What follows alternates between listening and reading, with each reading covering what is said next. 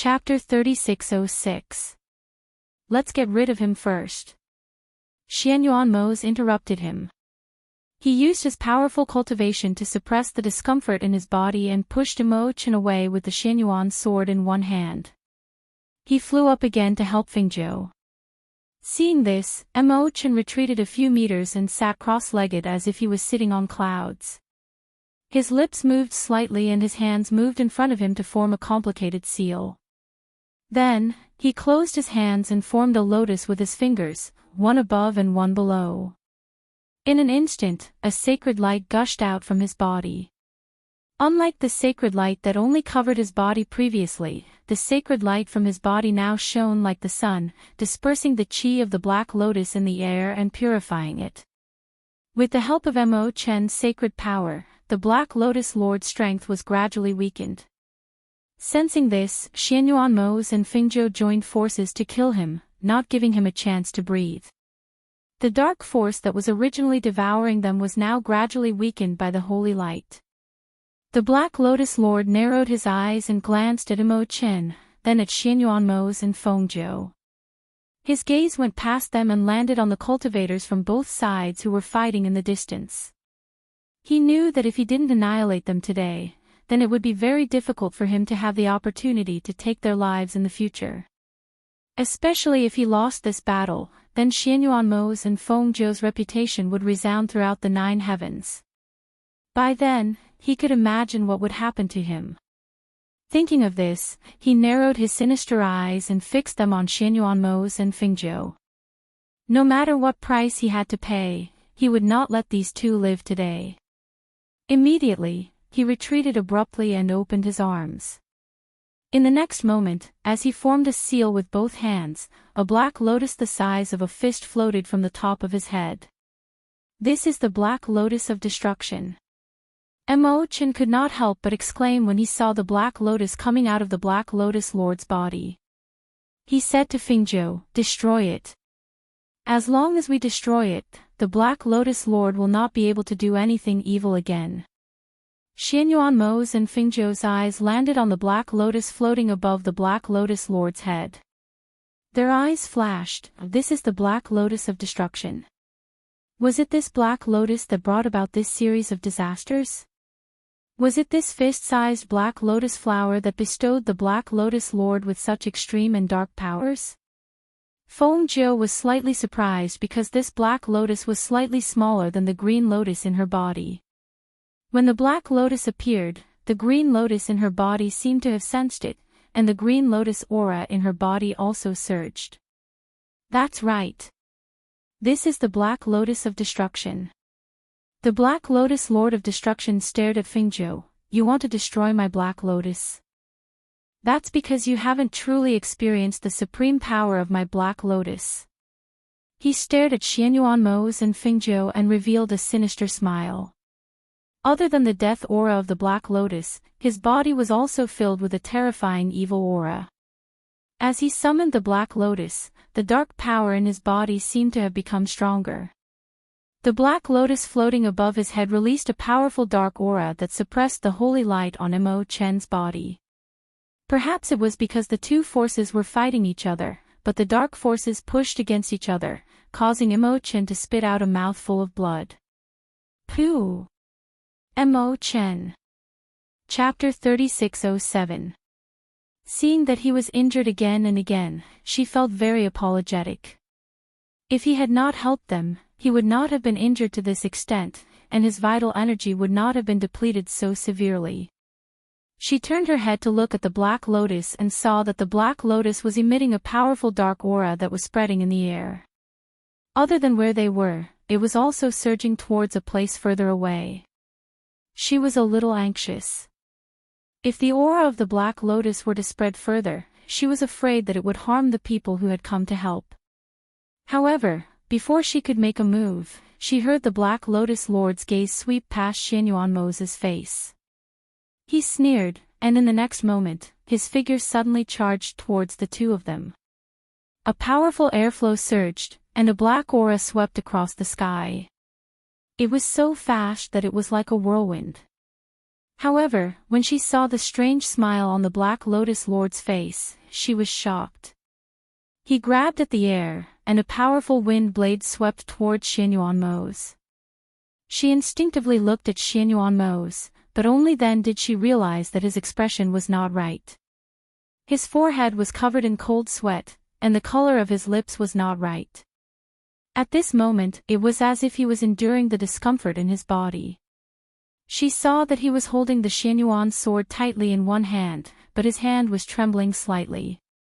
His deep and cold eyes were looking at the attack in front of him, but he did not show any signs of dodging. She suddenly felt a rush of hot blood rushing to her head, and she rushed towards him like a madwoman. "Get out of the way! Get out of the way! Damn it!"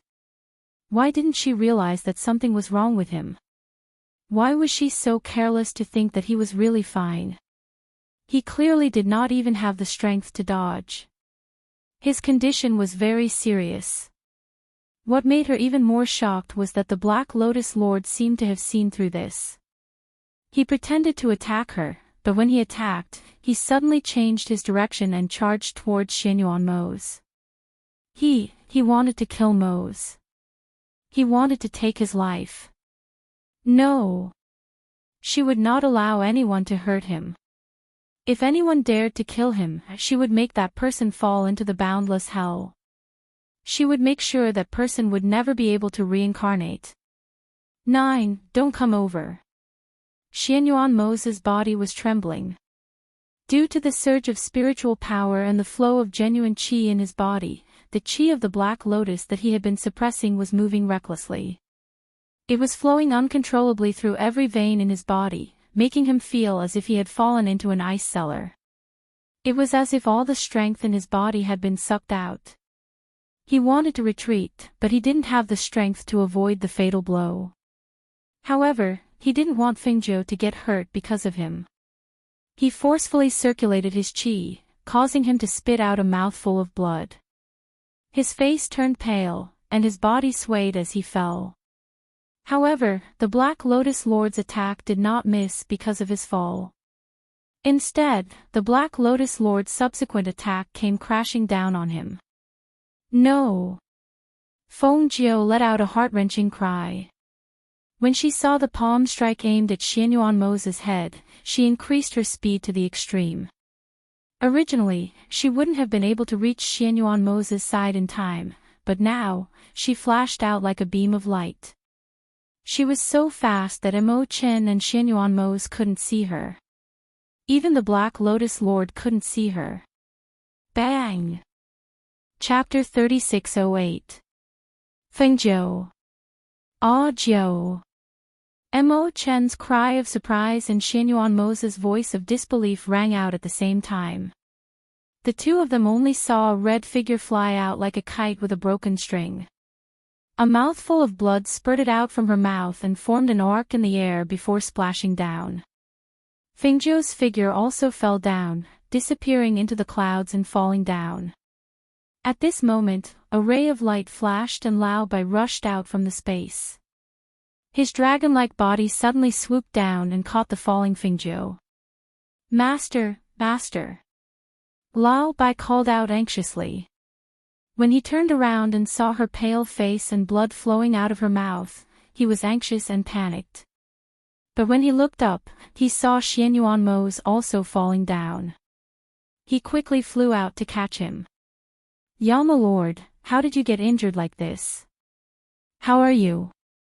How is my master?" Lao Bai suppressed the other contracted beasts in the space. After all, this was a battle in the sky. If the contracted beasts in the space did not have the ability to fly, it was useless for them to come out. He knew that the enemy his master faced this time was very strong, but he did not expect that she would be injured like this. Xianyuanmo's face was pale as he held Fengzhou's hand. Seeing that she had fainted, he could not help but call out in a trembling voice, "Jiu!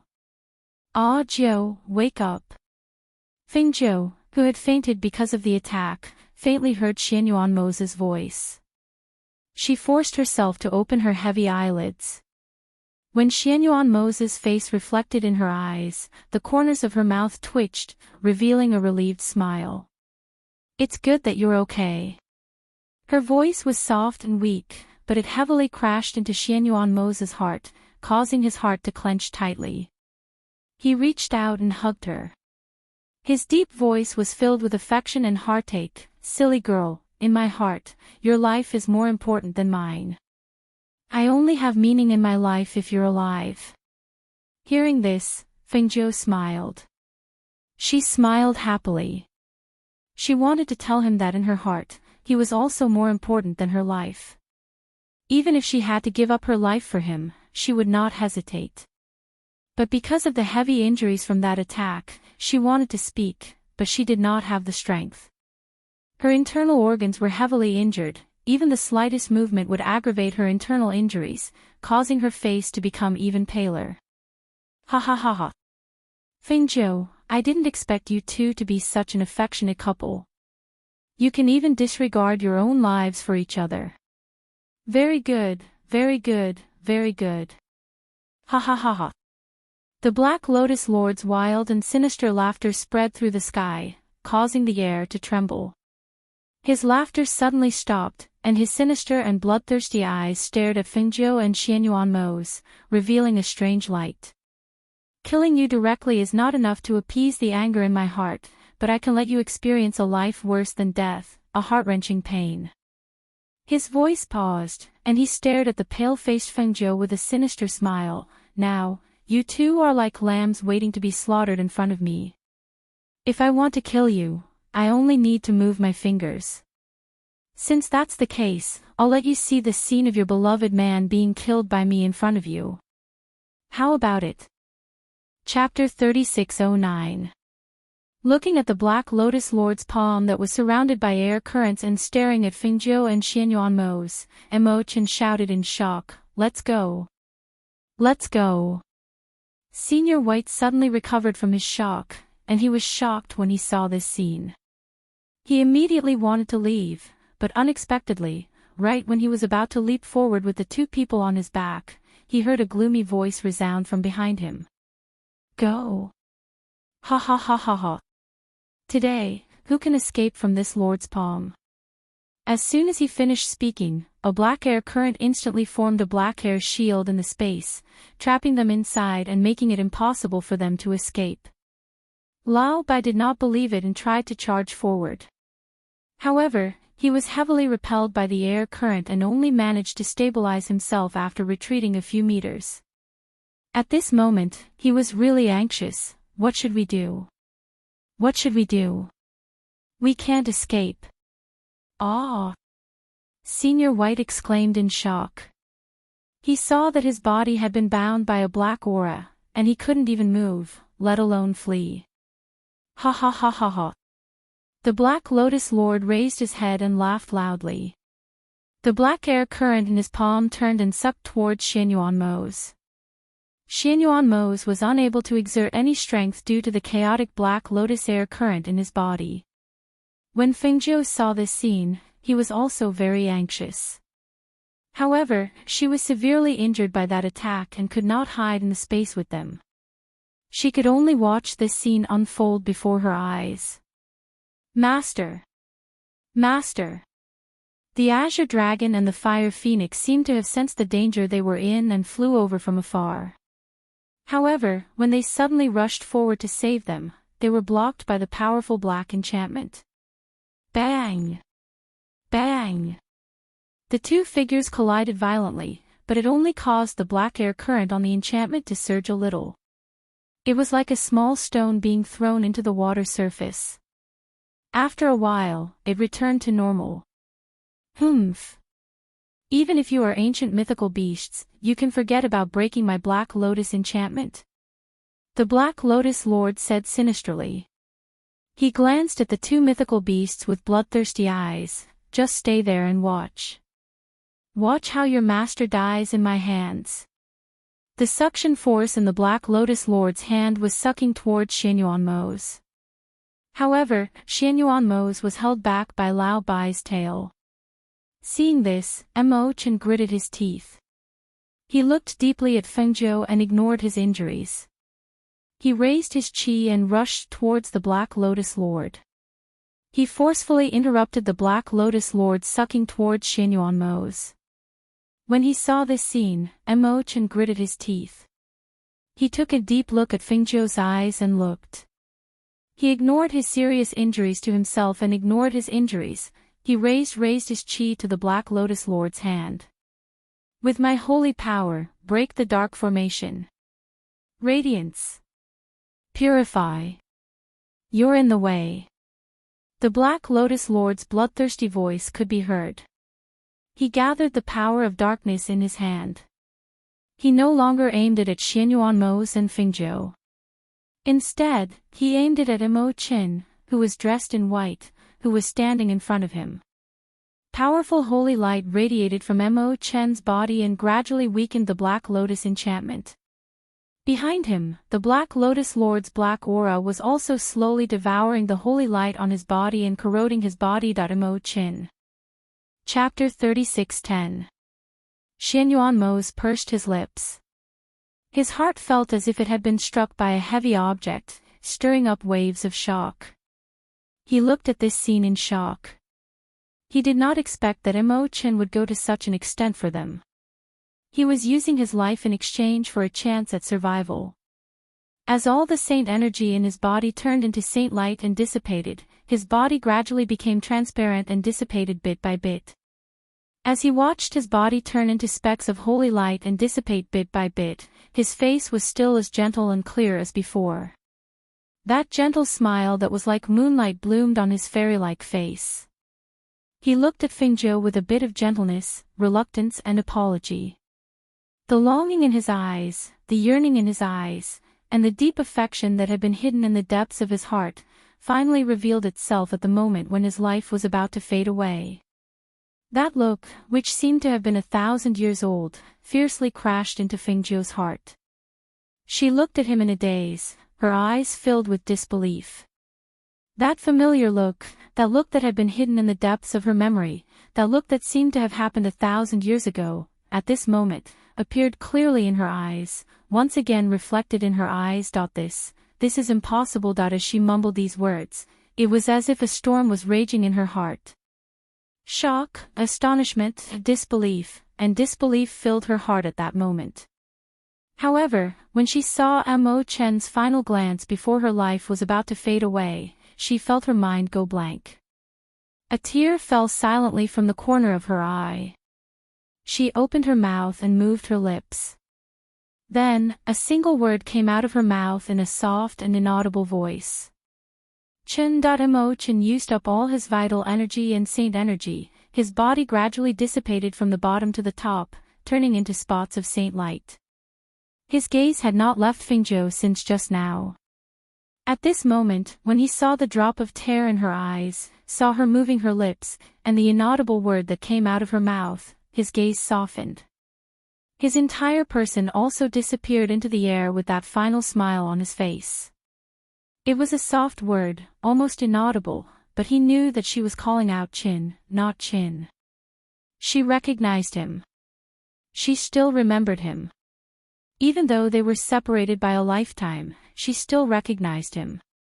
In her previous life, they were not fated to be together. In this life, their fates were intertwined. He was born because of her and died because of her. But, as long as he saw her happy, as long as he saw her living well, he had no regrets. He wished that he could always watch over her, always protect her, watch over her children, watch her happy and carefree. But, in the end, he could not be by her side, not even if he watched from afar. No. No. Her sorrowful voice was filled with unconcealable pain. She lay on Lao Bai's body with her hands tightly clenched into fists. Accompanied by her sorrowful cry, the life force of a green lotus surged out of her body and shot towards the place where Mo Chen had disappeared like a meteor. At that moment, a faint golden light appeared amidst the specks of holy light. It appeared from where Mo Chen had dissipated and floated in front of Fengzhou. Golden lotus seed. Tears welled up in Fengzhou's eyes. Her vision blurred as she looked at the lotus seed that was emitting a golden light. This golden lotus seed was the one she had given to Mo-chin. Chapter 36:11. Xianyuan-mo's watched as Mo-chin disappeared into the air, leaving only a golden lotus seed in Fengzhou's hand. His eyes flickered as he looked at Fengzhou. Just now, he had also noticed that the word she had called out in a very low voice was different from how she usually addressed Mo-chin.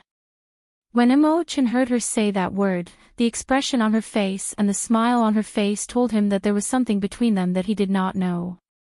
At that moment, he thought of something that Fengzhou had mentioned before. It was something that happened in her previous life, and a man called Qin. Seeing her so sad and sorrowful, his heart ached. If he was stronger, perhaps he would not have to face such a scene of life and death. He watched as Mo-chin's vital energy dissipated and he used his saint power to break the boundary of the Black Lotus. He watched as the Fire Phoenix and the Green Dragon attacked the Black Lotus Lord and opened a door for them to live. He gathered his emotions and held Fengzhou's hand, saying, "We can't stay here for long. Mo-chin is already dead. We can't let him down. Let's go." As he spoke, a trace of blood flowed from the corner of his mouth. The feeling of being occupied by the Black Lotus energy was excruciating. It was as if a sharp knife was flowing through his body and piercing into his bones. At this moment, although Fengzhou was still lying on White's back, the Green Lotus energy in her body was rapidly cultivating her body. She held the lotus seed in her hand. Her sorrowful mood was pulled back by Xianyuan-mo's words. Looking at Xianyuan-mo's, who looked extremely pale, and seeing that he was suppressing the Black Lotus energy in his body, her sorrowful mood gradually calmed down. Mo-chin was gone, but Mo's was still alive. She could not let anything happen to him. She could not allow the people around her to die one by one. Eat the elixir at your waist." Fengzhou's voice softened, but her words were still weak. Xianyuan-mo's was stunned. When he heard her words, he remembered the elixir at his waist. Thus, he obeyed her and took the elixir.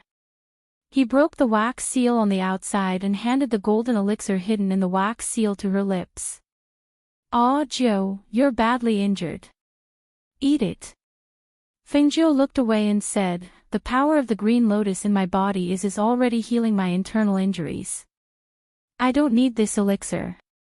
Hurry and eat it."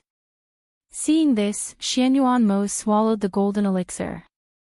He glanced at the Green Dragon and the Fire who was fighting the Black Lotus Lord. He said to Fengzhou, "Let's leave this place first." "Okay." Fengzhou nodded. With a wave of her hand, she kept the golden lotus seed in her space. Xianyuan-mo's reached out to help her up. However, at this moment, a strong gust of wind came from behind. The strong gust of wind blew him off White's back. "Ha ha ha ha ha. I said that none of you can leave today." The Black Lotus Lord's bloodthirsty voice was heard. He dodged the attacks of the Green Dragon and the Fire Phoenix. The black gust of wind came like a whirlpool and pulled Xianyuan-mo's into the whirlpool. Mo's. Chapter 36:12. No. Come back. Mo's, come back. Her voice was filled with panic. She wanted to pull Xianyuan-mo's back, but the black air current had swept him away. Lao Bai was also afraid of the chi of the Black Lotus, so he quickly brought her away from the black vortex. He was afraid that she would be sucked in as well. The Azure Dragon and the Fire Phoenix were shocked. They did not expect the Black Lotus Lord to be able to take advantage of that moment to sweep Yamo Lord into the black vortex. They felt a chill in their hearts when they thought of how terrifying the Black Lotus Lord was. If anything happened to him, they did not dare to imagine what would happen to Fengzhou. Ha ha ha ha ha. Fengzhou. Just wait and see. Watch how your beloved man dies in this monarch's hands. The Black Lotus Lord mobilized the chi of the Black Lotus. The Black Lotus spun above his head, and the black chi it emitted grew stronger and stronger. Xianyuan, on the other hand, did not make a sound. He was wrapped in the black whirlpool and did not see anything. If he dies, I want you to be buried with him. Your soul will never be able to enter the cycle of reincarnation. You will never be able to reincarnate. Fengzhou's cold voice sounded like a ghost. It was so cold that it pierced the bones of the Black Lotus Lord.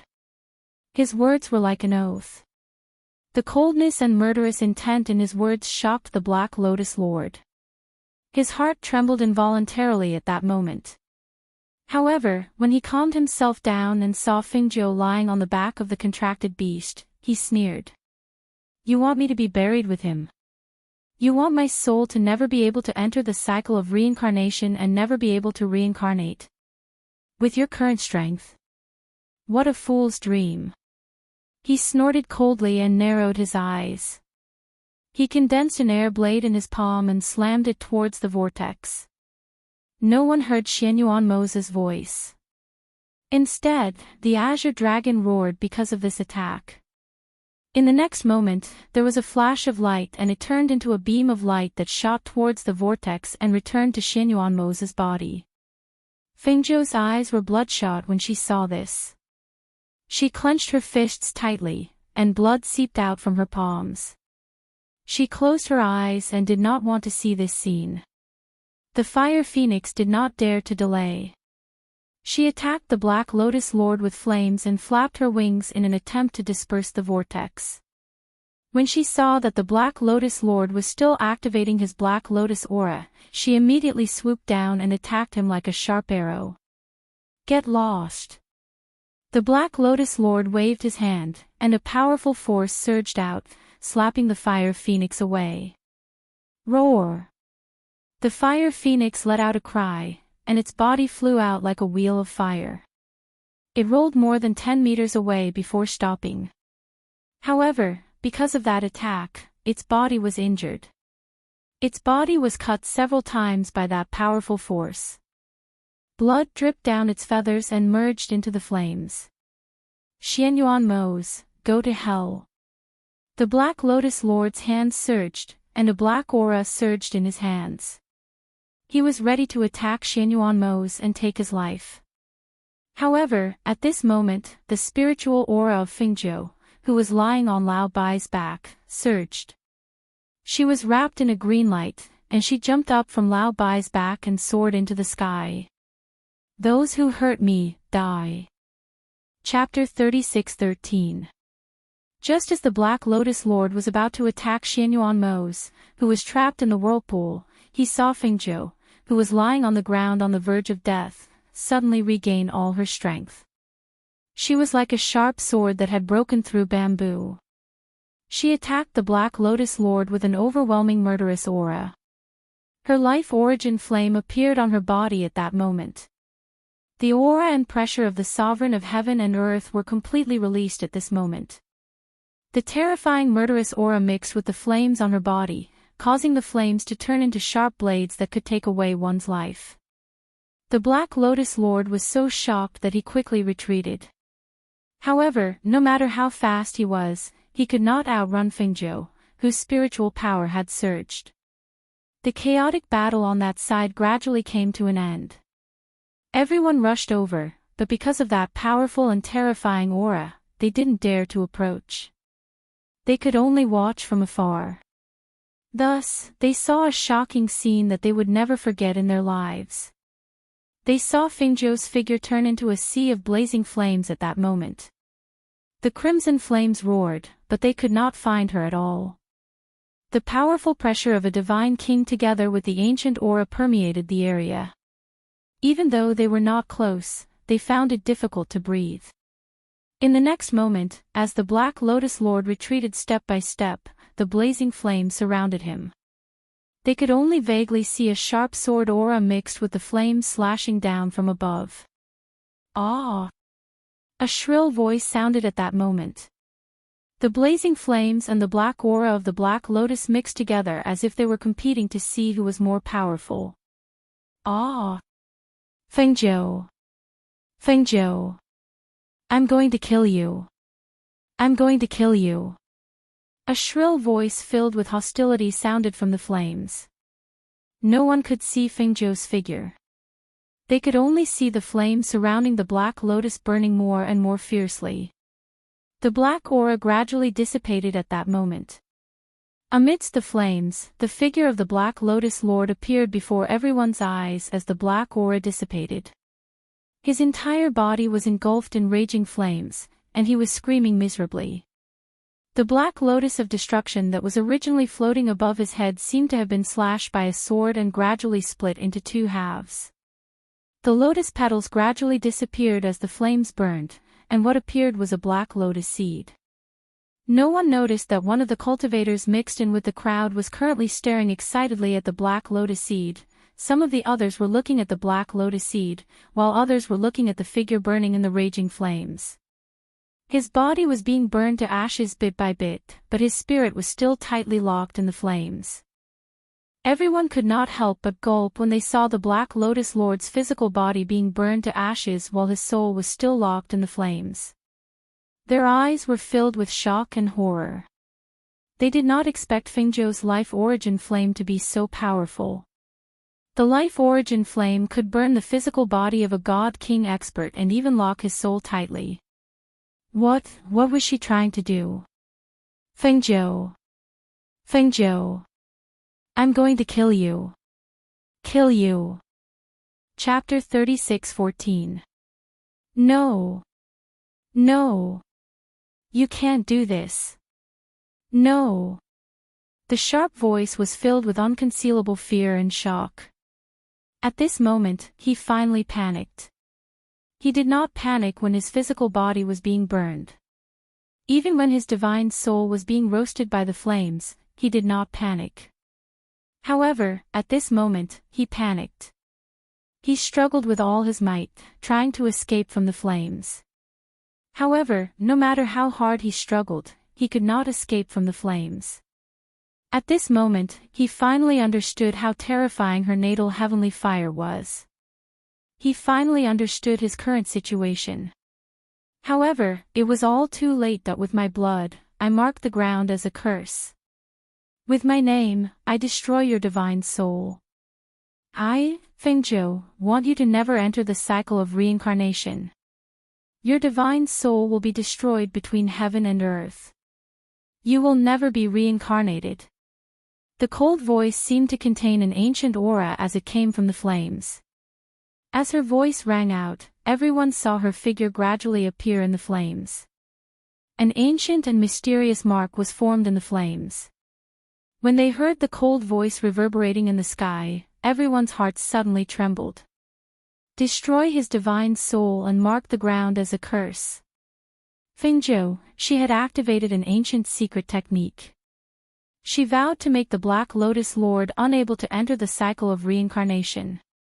She wanted his divine soul to be destroyed between heaven and earth, never to be reincarnated. If this curse succeeded, the Black Lotus Lord's existence would be erased between heaven and earth. His divine soul would not have the slightest chance to escape to any corner of this world. Just as they were in a daze, the flames in front of them soared into the sky. The Black Lotus Lord and the Black Lotus seed that was still floating above his head rose into the air and burned in the flames. Ah! Ah! Fengzhou! Fengzhou! I won't let you off. I won't let you off. The mournful screams grew weaker and weaker. As the ancient and mysterious mark formed in Fengzhou's hand, a red ray of light attacked the Black Lotus Lord's divine soul. In the next moment, the Black Lotus Lord's divine soul dissipated in the air with a bang. It was completely devoured by the flames, leaving no trace behind. At this moment, Fengzhou also spat out a mouthful of blood. The flames on her body dissipated and disappeared without a trace. Her strength was also slowly dropping from the godly king rank. The spiritual aura from her body seemed to be unstoppable. Master! Master! Fengzhou! Ghost Doctor! Cries of alarm rang out.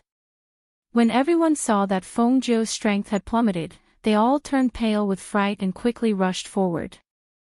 Hua Feng, who was in the air, cried out in alarm and quickly flew forward to catch her falling body. However, she turned around and ignored her plummeting cultivation. Her red figure flew to the other side. Say! Fengjiu caught the falling Xianyuanmo's. Her heart ached when she saw his sleeping face. She ignored her own body and placed her hand on Xianyuanmo's wrist. When she checked his condition, tears fell from her eyes. Zay, wake up. Don't sleep anymore. Chapter 36:15. Just as everyone was worried about Xianyuanmo's and Fengjiu and rushed forward, two of them were staring at the black lotus seed that was still suspended in midair. The Black Lotus Lord's soul had been destroyed, and the Black Lotus seed had become an ownerless item. The two of them took advantage of the fact that everyone's attention was on Fengjiu and Xianyuanmo's and rushed toward the Black Lotus seed. Both of them sensed the other's surprise and attacked at the same time. The slender one was obviously weaker than the other. In a flash, the other person grabbed the slender one's neck and grabbed the Black Lotus seed with lightning speed. Ha ha ha ha ha. The Black Lotus of Destruction has finally fallen into my hands. Ha ha ha ha ha. It's good that the Black Lotus Lord and the Sovereign of Skirich died. Ha ha ha ha ha. He lifted his head and laughed loudly. It was wanton and cold. His robe was lifted up, revealing the black robe underneath. He held the Black Lotus seed in one hand and strangled the person in his hand with the other. That person struggled, and the black cloak covering her head fell down, revealing her original face. This person was Yun Shuashin. Let go of me. Yun Shuashin struggled and grabbed the demon lord's hand that was strangling her neck. Her face was flushed red because she could not breathe. However, with her strength, how could she be a match for the demon lord? She could not escape from the demon lord's grip. Oh no! The demon lord has taken the Black Lotus. Everyone was shocked. Only now did they see that the Black Lotus seed was in the demon master's hand. No one would have thought that the demon master would be so bold as to mix in with them. Moreover, he had restrained his demonic aura so that no one could detect his existence. Everyone's hearts sank when they thought of the destructive power and damage that the Black Lotus had caused. We can't let the Black Lotus seed fall into the demon lord's hands. Quickly get the Black Lotus seed back. It was unknown who shouted, but everyone immediately rushed forward and surrounded the demon master. However, the demon master sneered sinisterly, and his gaze landed on Fengjiu, who was staring at the unconscious Xianyuanmo's. Fengjiu, we'll meet again in the future. A black vortex appeared behind him and sucked him in. In the blink of an eye, he disappeared from everyone's sight. Fengjiu did not look at the demon lord. Her eyes were fixed on Xianyuanmo's, as if Xianyuanmo's was the only one left in the world. No one could attract her attention, and nothing could attract her attention. In her eyes, there was only him, who was still alive. Everyone turned to look at Fengjiu, only to see her spitting out a mouthful of blood. Finally, she couldn't hold on any longer and fell to the ground. Master! Fengjiu! Master! Leng Hua and the others were in a mess, and hurriedly rushed forward to catch her and Xianyuanmo's. Fan Lin hurriedly rushed to Fengjiu and Xianyuanmo's side, and after checking their pulse, his expression changed drastically. Quick! Bring Master and the others back. Seeing them leave quickly, the fire phoenix turned into a ray of light and returned to Fengjiu's body. Everyone followed. Chapter 36:16. Half a month later, at the Feng Manor in Hundred Rivers City. How is it? Is Master feeling better today? When will she wake up? Du Fan and the others were gathered in the courtyard. When they saw Fan Lin come out of Master's room, they hurriedly went forward to ask him. Fan Lin looked at everyone with a solemn expression and didn't say anything for a while. How is Master? Say something. How is Fingzhou? When will she wake up? Everyone asked anxiously. At this time, Guan Shilin brought Feng Sanyuan and Feng Xiao into the courtyard. When they saw them, everyone was about to greet them, but they were stopped by Feng Sanyuan. He was travel-worn and his face was full of anxiety. It was obvious that he had rushed here in a hurry. He strode forward and asked, "How is Feng girl? Where is she? And Mose, how is he? Are they all okay?" When the news reached them, the battle had already ended. They only found out later that something had happened to them, and it was very serious. After hearing the news, he, Feng Xiao, and Guan Shilin quickly rushed over to see what had happened. "How is Xiao Zhou? Where is she?" Feng Xiao also hurriedly asked, his eyes full of worry. "Fan Lin, how are Xiao Zhou and Mose? What about the two of them?" Guan Shilin also asked. The message from the communication jade tablet only said that Mo Chen had died. Xianyuan Mose and Fingzhou were unconscious. He didn't know how they were doing. Seeing that they had arrived, Fan Lin said, "I still know a bit about Master's condition. I've been helping Master recuperate. As for Yama Lord, his condition is more serious than Master's. I'm afraid we can only wait for Master to wake up before we can think of a way to treat him." Master is here," Leng Hua said as he led them into the room to see Fingzhou. When they entered the room and saw Fengzhou lying unconscious on the bed with a pale face, the three of them couldn't help but feel their hearts clench. Feng Sanyuan's eyes were filled with tears. He walked to the bedside and held Fengzhou's hand. He choked with sobs as he called out, Feng girl, grandfather has come to see you." Looking at his weak granddaughter lying on the bed, looking at her pale and bloodless face, seeing that she no longer called him grandfather with a smile like she used to, Feng Sanyuan shed tears of heartache. This child had shouldered so many responsibilities with her slender and tender shoulders. Step by step, she had reached her current position. Every step she took was not easy. However, she had suffered so much. Now that she was married, she had to go through such a thing. Thinking of Xianyuan Mose, who they didn't know if he was still alive, Feng Sanyuan wiped his tears and patted her hand. "Feng girl, you have to wake up quickly. Mose is still waiting for you to treat him. We're all waiting for you to wake up. Feng girl, wake up when you've slept enough. Don't sleep anymore." Hearing these words, Feng Zhao's eyes couldn't help but redden. He looked at his weak and pale daughter on the bed. He only knew that something was stuck in his throat and he couldn't say a word. The three of them stayed in the room for a while and talked by the bed for a while. Only then did they go to see Xianyuan Mose in the next room. Finally, they came to the courtyard and asked Fan Lin, "How are they? Is there any way to wake them up?" Chapter 36:17. Hearing this, everyone was stunned for a moment and did not react for a while. After a while, they came back to their senses and their faces were filled with surprise. "She's pregnant. She's pregnant. This is a good thing." When Feng Sanyuan and Feng Xiao heard this, they looked at Fan Lin's solemn expression. Their originally joyous mood also became solemn.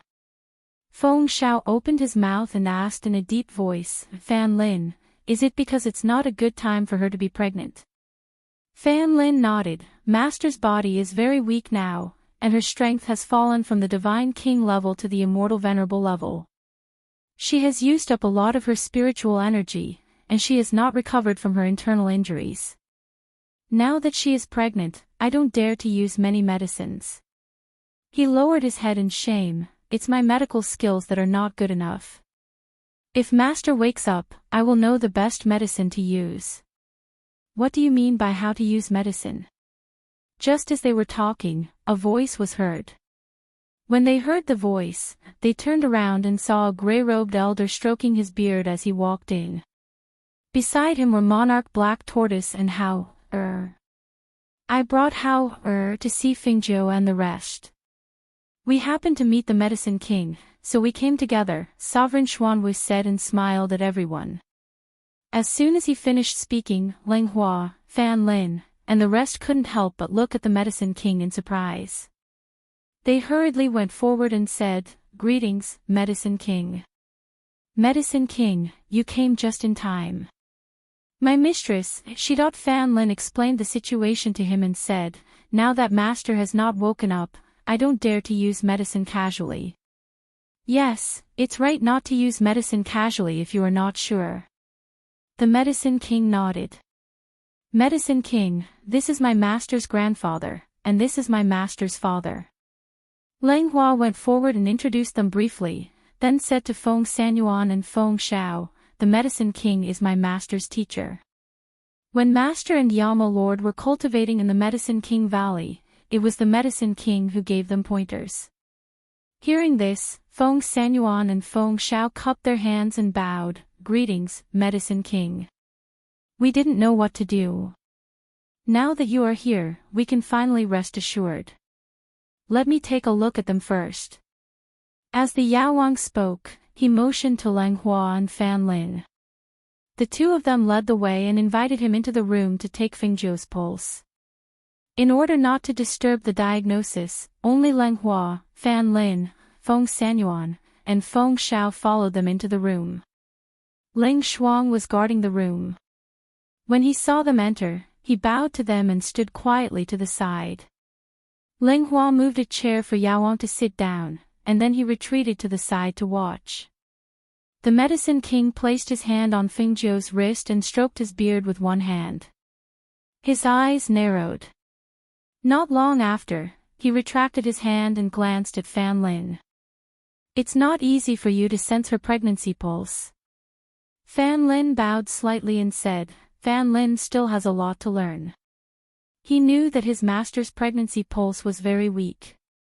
After all, it had only been a short time. If he hadn't checked his master's pulse every day, he probably wouldn't have been able to detect that his master was pregnant. The Medicine King nodded and looked at the pale Fengjiu. He said, "Her body has consumed a lot of energy. If she doesn't take care of herself, it will be difficult to keep the baby. Fortunately, you didn't use medicine carelessly, and fortunately, this old man came." Chapter 36:18. The Medicine King stroked his beard and stood up, saying, "Don't worry. I will do my best to protect her child. You have to take good care of her here. Nothing can happen to her. I will go and see how Xianyuan Mose is doing. I will give them a prescription when I get back." "Thank you, Medicine King." Feng Sanyuan and Feng Xiao hurriedly thanked him and accompanied him to Xianyuan Mose's place. Meanwhile, Ling Shuang remained in the room to take care of her. After seeing them come out, Monarch Xuanwu said to Du Fan and the others, "Hao wants to see his mother." You see that Hao who had been standing next to Monarch Xuanwu, pursed his lips and did not speak. He just stared at the room with reddened eyes. When he heard Monarch Xuanwu's words, he could not help but look up at Du Fan and the others. Du Fan saw this and said to Hao, "Then you go in by yourself. Ling Shuang is inside. You just go in and take a look. Don't disturb master." "Okay." Hao responded and walked into the room. The door was carefully pushed open. Ling Shuang looked at the door and saw Hao walk in with red eyes. "Aunt Shuang, how is my mother?" Hao asked softly as he walked towards the bed with light footsteps. When he saw his mother lying quietly on the bed, the tears that he had been holding back finally fell uncontrollably. Mother, Hao is back. Mother, Hao will never leave again. Hao wants to stay by mother's side and accompany mother." The little one held Fengjiu's hand as tears fell. He suppressed his cries, not daring to cry too loudly and disturb her. Hao felt very sad when he saw his mother, who used to smile gently at him, lying motionless on the bed with a pale face. He only found out recently that his father and mother had sent him back to stay with his father because they were worried that he would be affected and that they would not be able to take good care of him. However, he did not know why they said that his father and mother were seriously injured after not seeing them for a few days. Now that he saw his mother lying on the bed with a pale face, he felt sad and panicked. What if mother does not wake up? What if mother keeps sleeping like this? Don't cry. The Medicine King will cure master. Ling Shuang comforted him softly.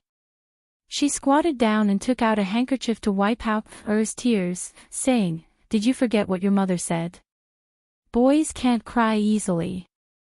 But Mother Ling Shuang looked at her master on the bed and said firmly, "Master is just tired. She will wake up when she has enough sleep." Hearing this, Hao wiped away his tears and said, "I won't disturb mother. I will be good and quietly accompany mother. I won't go back. I want to stay and take care of mother." Seeing Hao like this, Ling Shuang showed a gratified smile. Hao is so obedient. On the other side, the Medicine King took Xianyuan Mo's pulse. His expression instantly became serious. He shook his head and sighed. His condition is more serious than Fengzhou's. I can help Fengzhou recover, but I can't do anything about Xianyuan Mo's. Hearing this, Feng Sanyuan, Feng Shao, and the others' hearts became heavy. They all knew how much the two of them valued each other. No matter what happened to one of them, the other was afraid. Chapter 36:19. The King of Medicine sighed softly. He shook his head and stood up. His condition is complicated. Other than his internal injuries, the most serious and difficult thing to deal with is the Black Lotus Qi. The bone-chilling Black Lotus Qi has taken over his main meridians. Now, his meridians are all filled with that Qi. It will be difficult to get rid of it. He stroked his beard and continued, "But speaking of which, his situation is rather strange. The Black Lotus Qi is so powerful that even if he's a god king, he'll probably struggle to resist it, especially after he's so heavily injured. It's impossible for him to survive, but his meridians are fine. The Black Lotus Qi is unable to invade his meridians, so he's only unconscious now. He hasn't died yet." Hearing this, Fan Lin said, "When Master caught the Yama Lord, he did not care about his own body and transferred life to the Yama Lord. These days, I have been checking on the Yama Lord's body every day. I feel that it is the life of the Green Lotus that is protecting the Yama Lord's heart meridians." That's right. His heart is indeed surrounded by vitality. That should be the vitality of the ancient Green Lotus. Aside from that, the reason why he's still alive is probably because he took some life-saving pill. As the Medicine King spoke, he glanced at Xianyuan Mo's, who was lying on the bed. "With his condition, we will have to wait for Fengzhou to wake up and treat him himself. Her medical skills are above mine. Her medicinal skills are also better than mine. Let's treat Fengzhou first." As he spoke, he walked out and called, "Fan Lin, come with me. After I prescribe the medicine, you will boil it yourself." "Yes." Fan Lin replied. After bowing to Feng Sanyuan and the others, he hurriedly followed the King of Medicine out.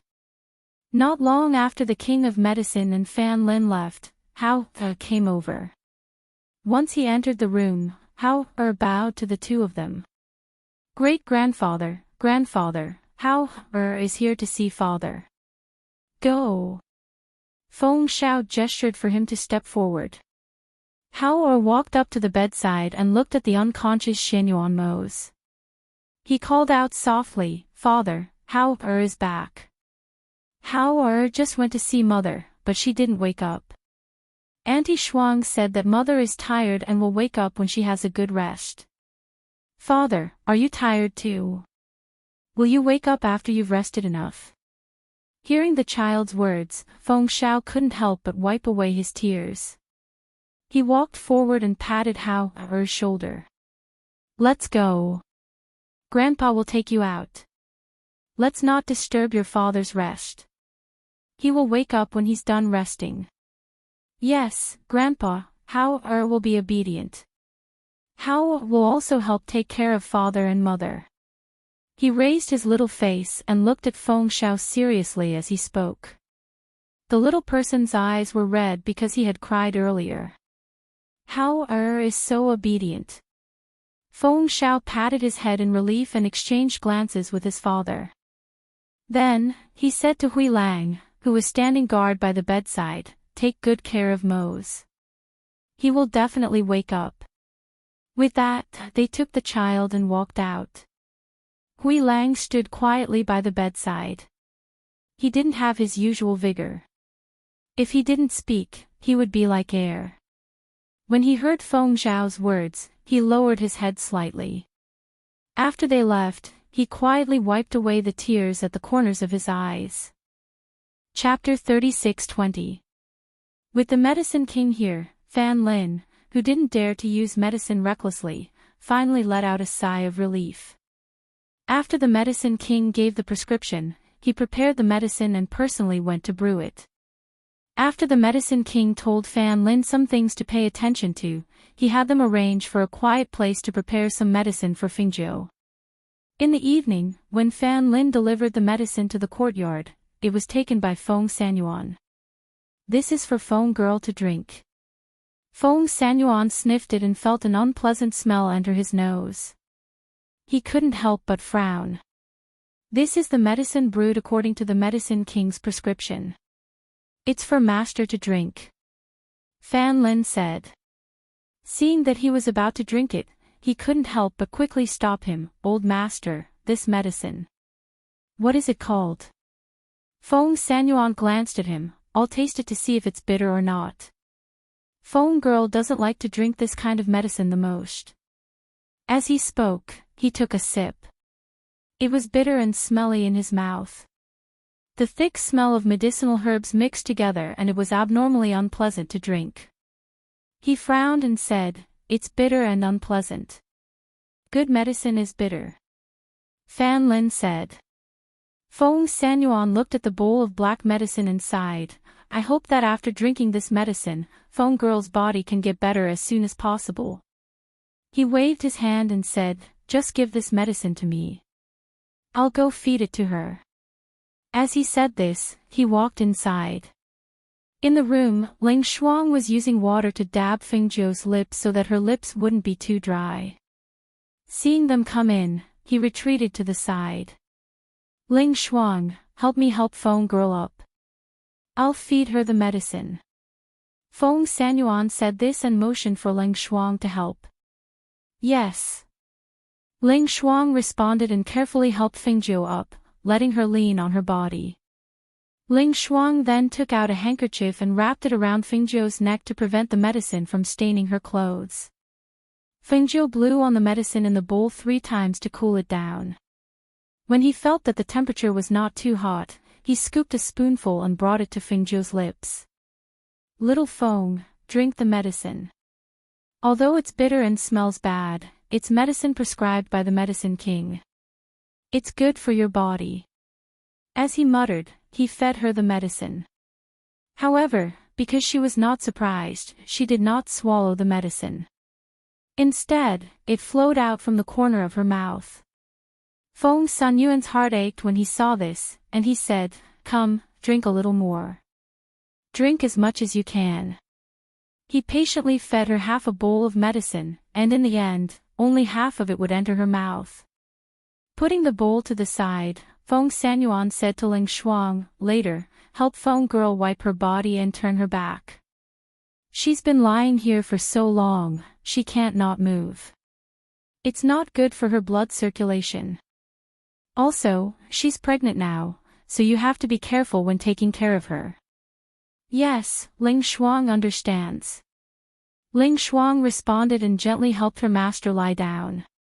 After sending them out, she called Qin Xan and Bai Qingqing in to help. 2 days later, the Medicine King brought the refined medicine to Fingzhou's courtyard. He fed the medicine to Fingzhou and then told Fan Lin, Ling Hua, and the others, you guys watch over her. After half a day, check her pulse and check her body's condition. I'm going back to rest first. If she wakes up, inform me immediately. Okay. Leng Hua and Fan Lin responded and had people send him to the courtyard to rest. The two of them stayed here. Every once in a while, Fan Lin would go in to check Fengzhou's pulse. Chapter 36-21. Ling Shuang had fallen asleep by the side of the bed. She did not know that the eyelashes of the person on the bed had fluttered slightly. The room was silent. Only the chirping of the birds on the branches outside could be heard. Fengzhou felt as if all the strength in her body had been sucked out. Her body was so weak that she could not move. Her eyelids were so heavy that she could not open them. She felt that her body was weak and that her injuries had not yet healed. She used her divine sense to check the condition of the green lotus in her body. She saw that the originally blooming green lotus had closed up. The green petals were all folded up like a flower bud. The light was also very weak, as if it had been severely depleted. That's right. She remembered now. When she saw Mo's condition, she was worried and did not care about her own body to transfer life force to Mo's. That life force was the life force of the green lotus. Now that he had used up so much of it, it was no wonder that his body had not recovered from the injuries that could be healed by the green lotus life force. However, although the blooming green lotus had turned into a flower bud, although the spiritual energy in her body had been severely depleted, although she was now lying on the bed unable to move, she did not regret it at all. As long as she could protect Mo's and give him a chance to live, she would not regret it even if she had to exchange her life for it. Thinking of Xianyuan Mo's, who she did not know about, and thinking of Mo Qin, who had disappeared from the world to protect her, she knew that she could not continue sleeping. She had to wake up and open her eyes. The belief in her heart was firm. With her firm will and belief, she slowly opened her heavy eyelids and struggled to open her eyes. Sensing that there was someone by the bed, she moved slightly. Just as she was about to speak, she saw Ling Shuang, who had been lying on the bed, suddenly raise her head. When she saw that she had woken up, her face was filled with surprise and excitement. Master, you're awake. Ling Shuang was pleasantly surprised to see Fengzhou open her eyes. Her heart was filled with joy. She quickly stood up and asked, Master, are you thirsty? Do you want to drink water? Are you hungry? I'll get someone to bring some porridge over. Zay, how is he? Fengzhou moved his lips and asked weakly. Hearing her ask about the Yama Lord, Ling Shuang didn't know how to answer. Now that mistress's body was so weak and she had just woken up, if she knew that the Yama Lord's condition was not good, wouldn't she be agitated? Would it affect his body again? Just as he was hesitating and thinking about what to say, he heard Fan Lin and Leng Hua's voices from outside. Is Master awake? Let's go in and take a look. Not long after, two people walked in from outside. The others were worried that it would not be good if too many people rushed in, so they could only wait outside. Another person remembered the Medicine King's words and hurriedly went to inform the Medicine King, asking him to come over and take a look at their master. When Feng Sanyuan and Feng Xiao heard the news that Fengzhou had woken up, they hurriedly rushed over.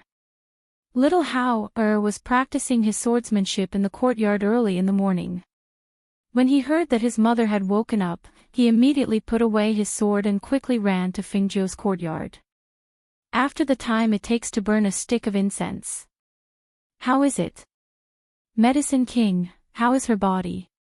Feng Sanyuan looked at the Medicine King, who had taken her pulse, and asked.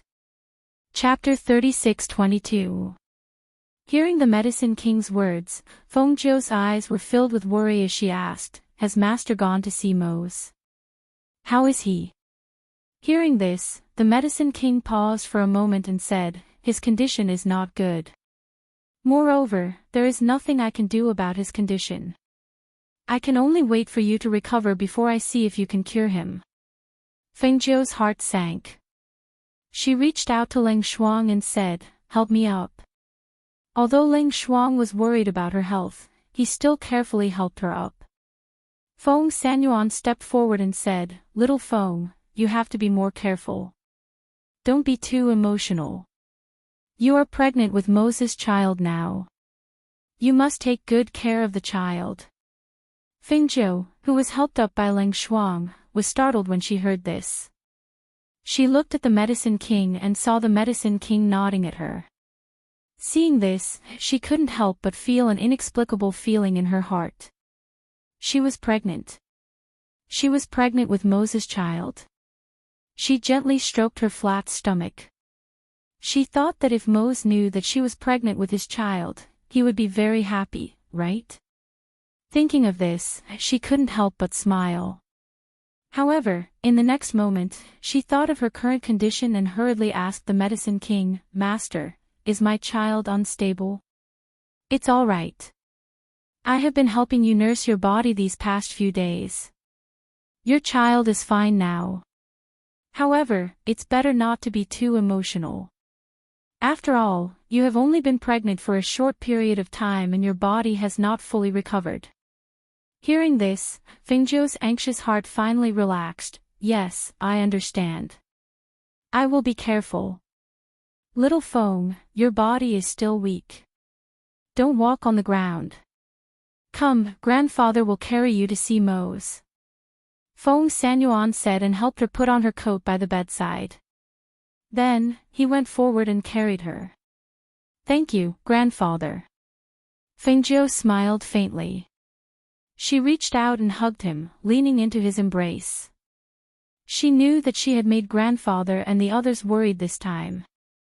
"Silly girl, you are grandfather's granddaughter. What are you thanking me for? Have you forgotten that grandfather often carried you like this when you were young and carried you everywhere to play?" Feng Sanyuan said with a smile. Then, he carried her out. Feng Zhou leaned into his embrace and thought of the memories in her mind.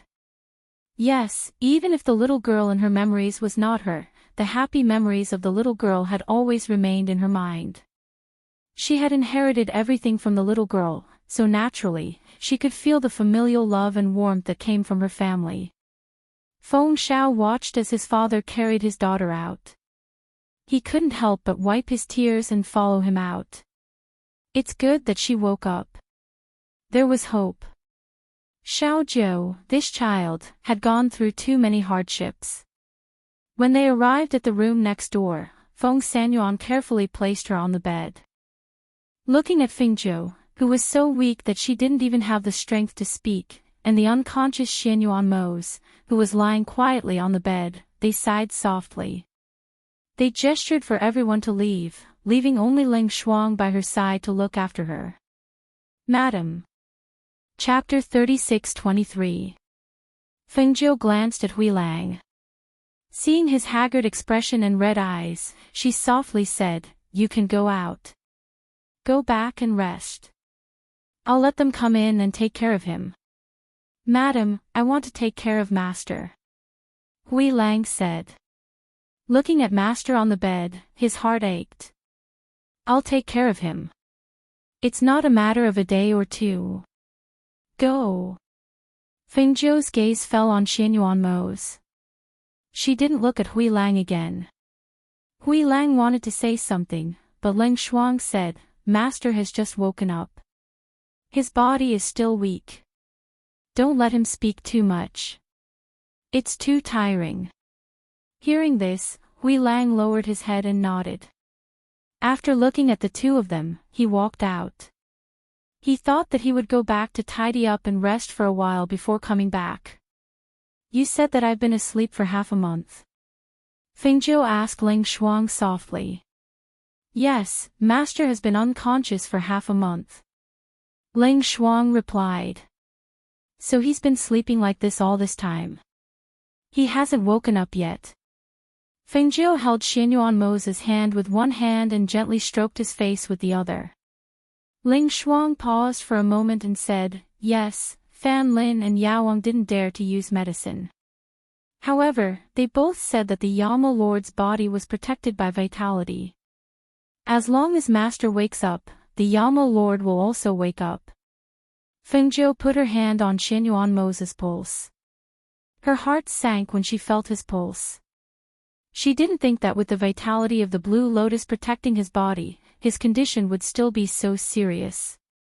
It was also fortunate that she had allowed him to take that medicinal pill that day.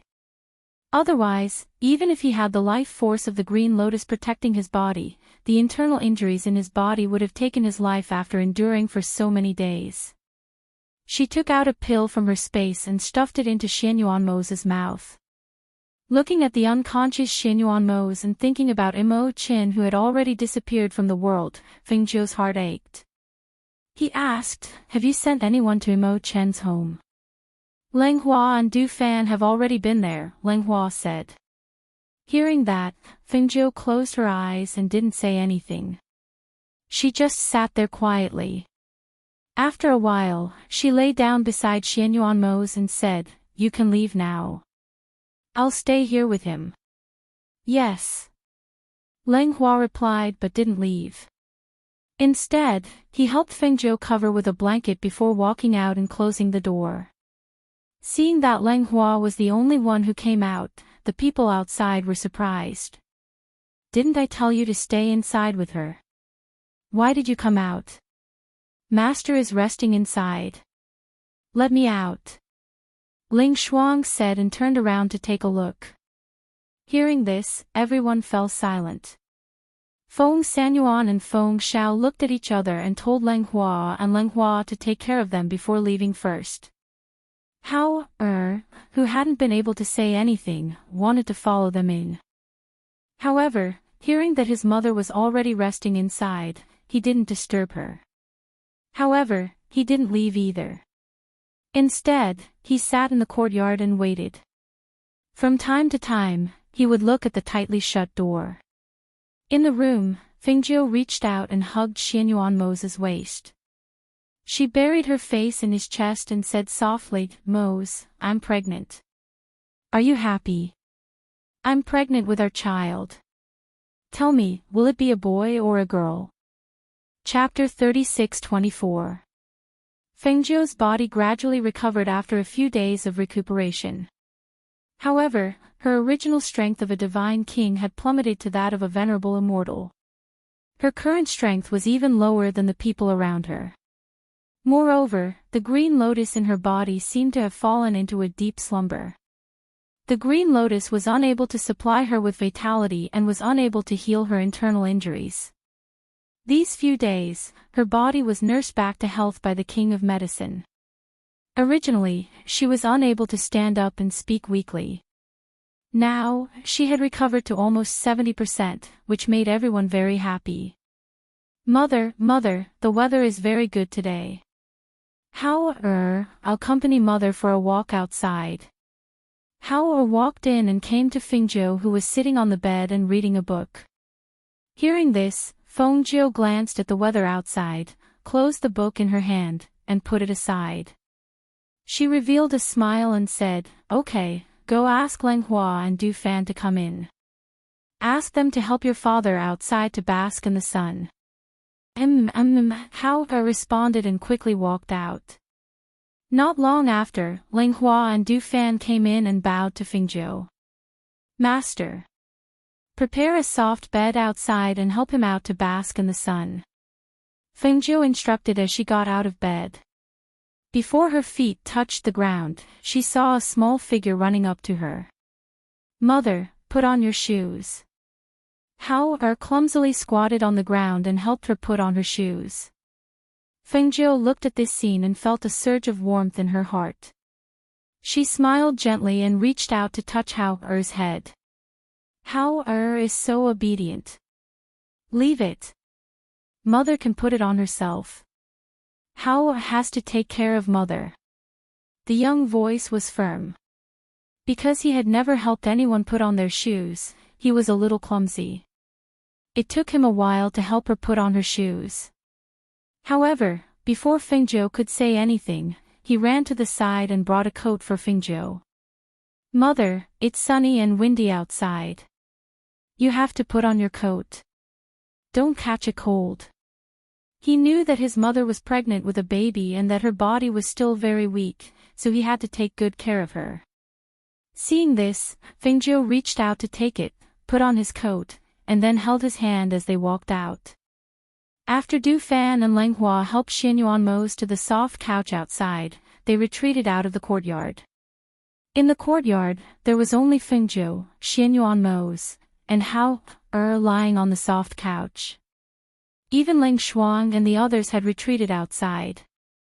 Under the warm sun, Fengjiu fed Xianyuan mose a bottle of nutrient solution.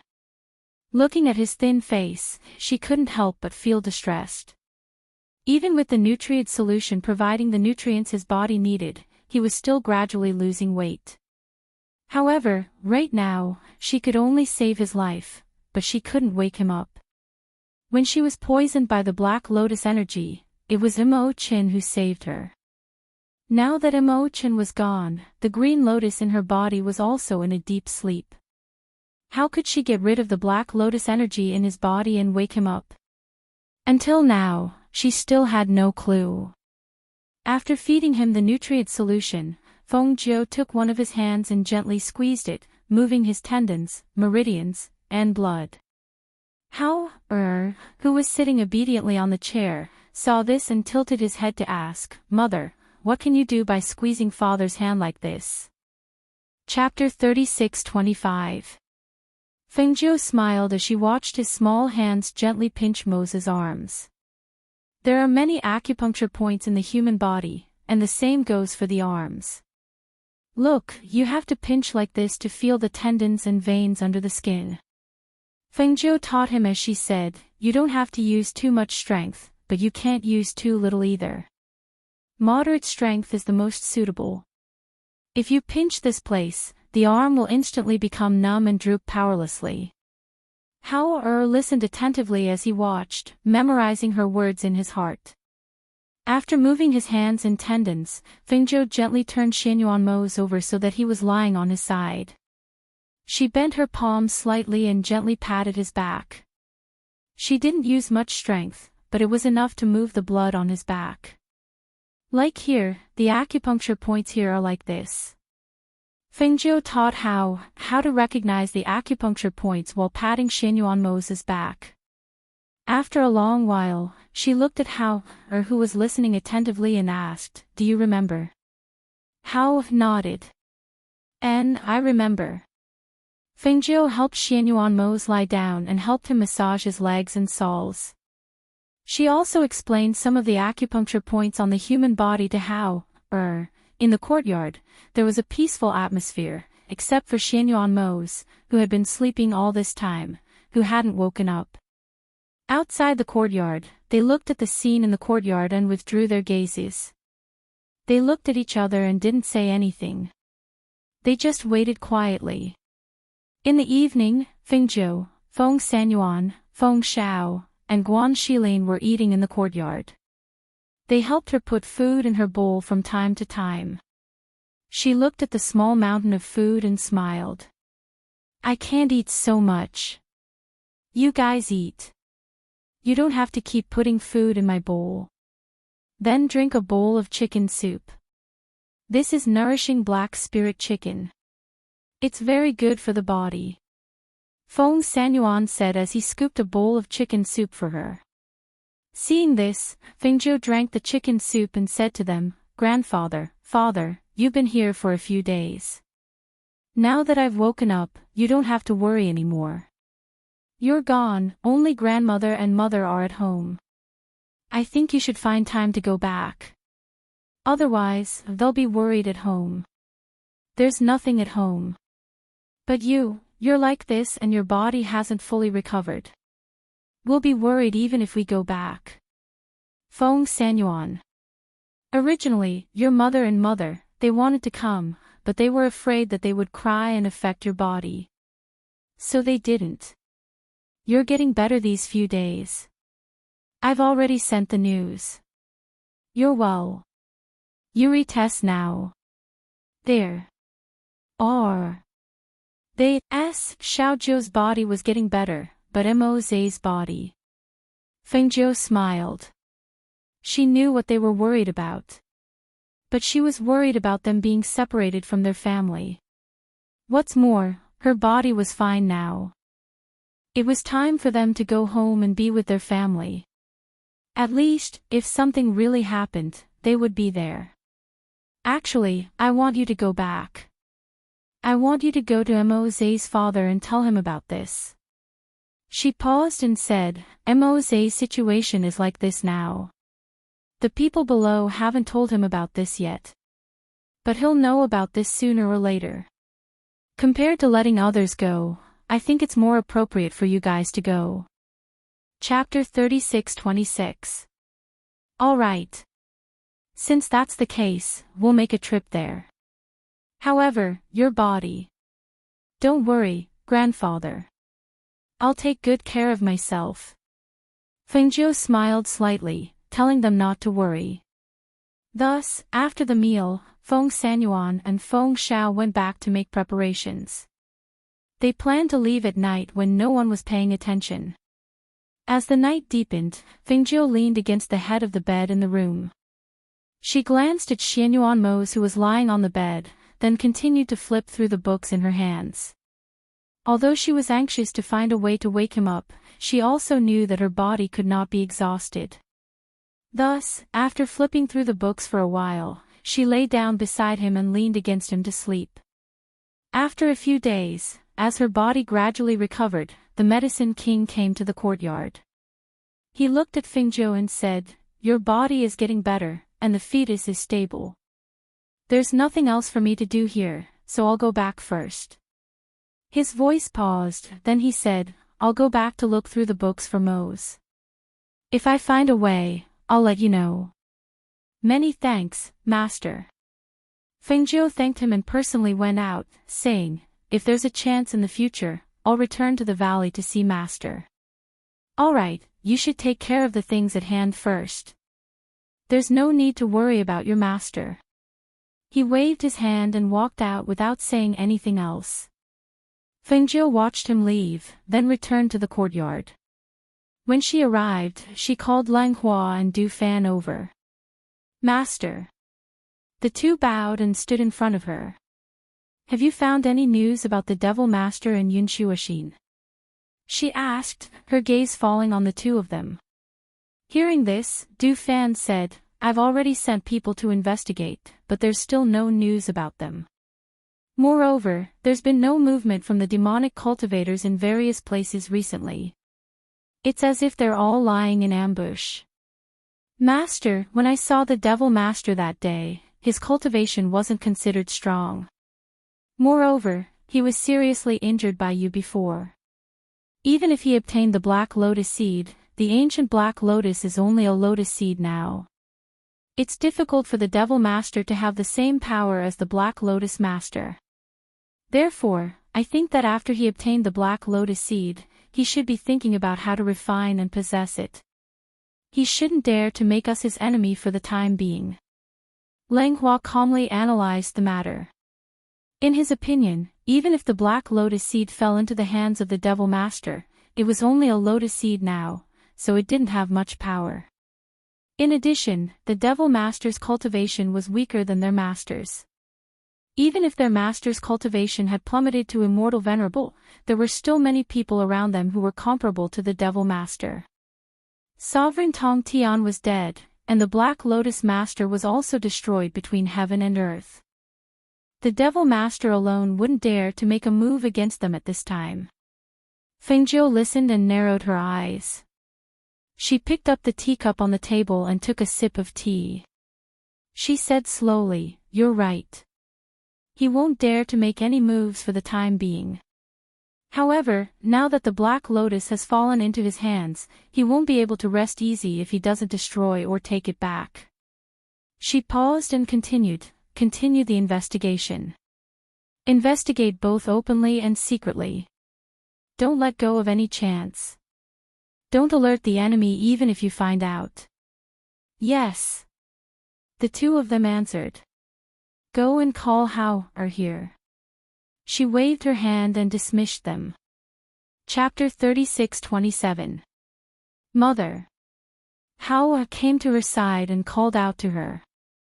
Fengjiu reached out to hold his hand and pulled him into her arms. Then she said softly, Mother will send you back to your father's place, okay? His body stiffened when he heard this. His eyes immediately turned red. He lowered his head and didn't say anything, but his little mouth was pursed with grievance. Fengjiu turned him around and made him face her. Mother, does Mother not like her anymore? He raised his head and asked with tears in his eyes. He was sad and heartbroken, but when he thought of how his mother didn't like boys crying, he forced his tears back. Fengjiu was startled when she heard this.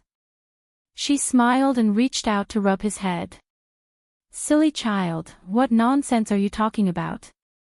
How could Mother not want How could Mother not like You'll always be Mother's good son. Mother likes you the most. But Mother wants to drive away. He pursed his little mouth and looked at her with grievance. Fengjiu revealed a gentle smile.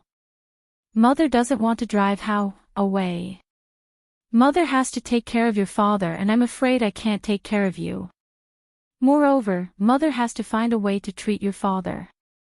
I probably won't stay here for long. Now that my strength has fallen to the level of an immortal venerable, I'm worried that I can't protect That's why I want to go back to your father's place. You can cultivate properly there. With your biological parents taking care of you, Mother doesn't have to worry about How's mood improved when he heard this. He was already sensible. As long as she explained it clearly, he would understand. After hearing her words, he thought for a moment and asked, where is Mother going to find a way to treat father? Is Mother going to take father with her? If Mother and father leave, when will you come back? Fengjiu hugged him and said softly, we'll go wherever there's a way. When your father wakes up, we'll come back. But what if misses Mother?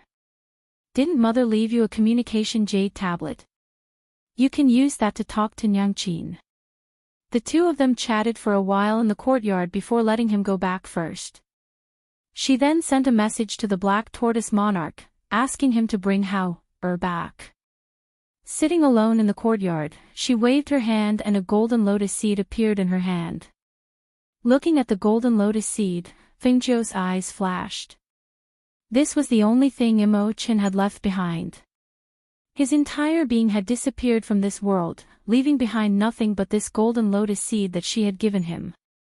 When she thought of him, there was an indescribable feeling in her heart. They had known each other for so long and had been together for so long, but she only recognized him right before he died.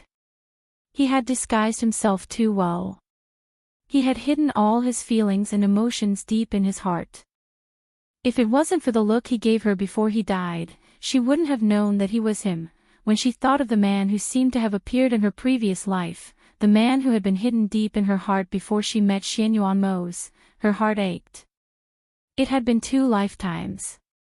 In both lifetimes, she had watched him die helplessly. It was like this in her previous life, and it was also like this in this life. Chapter 36-28. She had always thought that Imogen was protecting her because of his so-called responsibility. But at that moment, she finally knew that he was protecting her because he was himself, and he knew that she was herself. She held the golden lotus seed in her hand and sighed softly in her heart. They were not fated to be together in both lifetimes.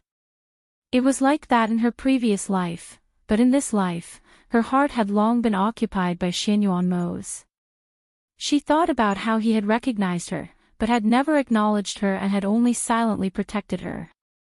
She knew that he wanted her to be happy and did not want to disturb her.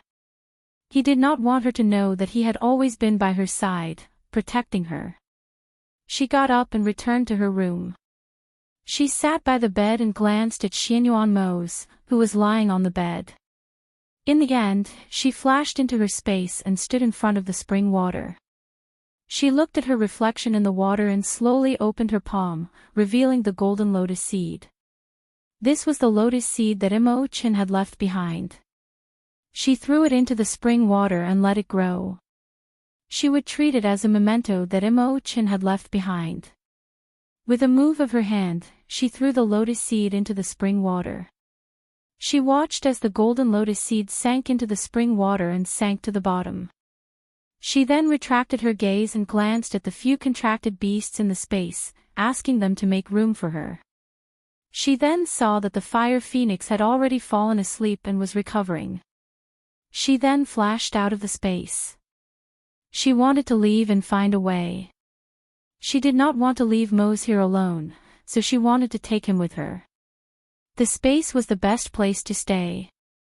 The next day, Ling Shuang and the others who heard that she was leaving couldn't help but feel anxious.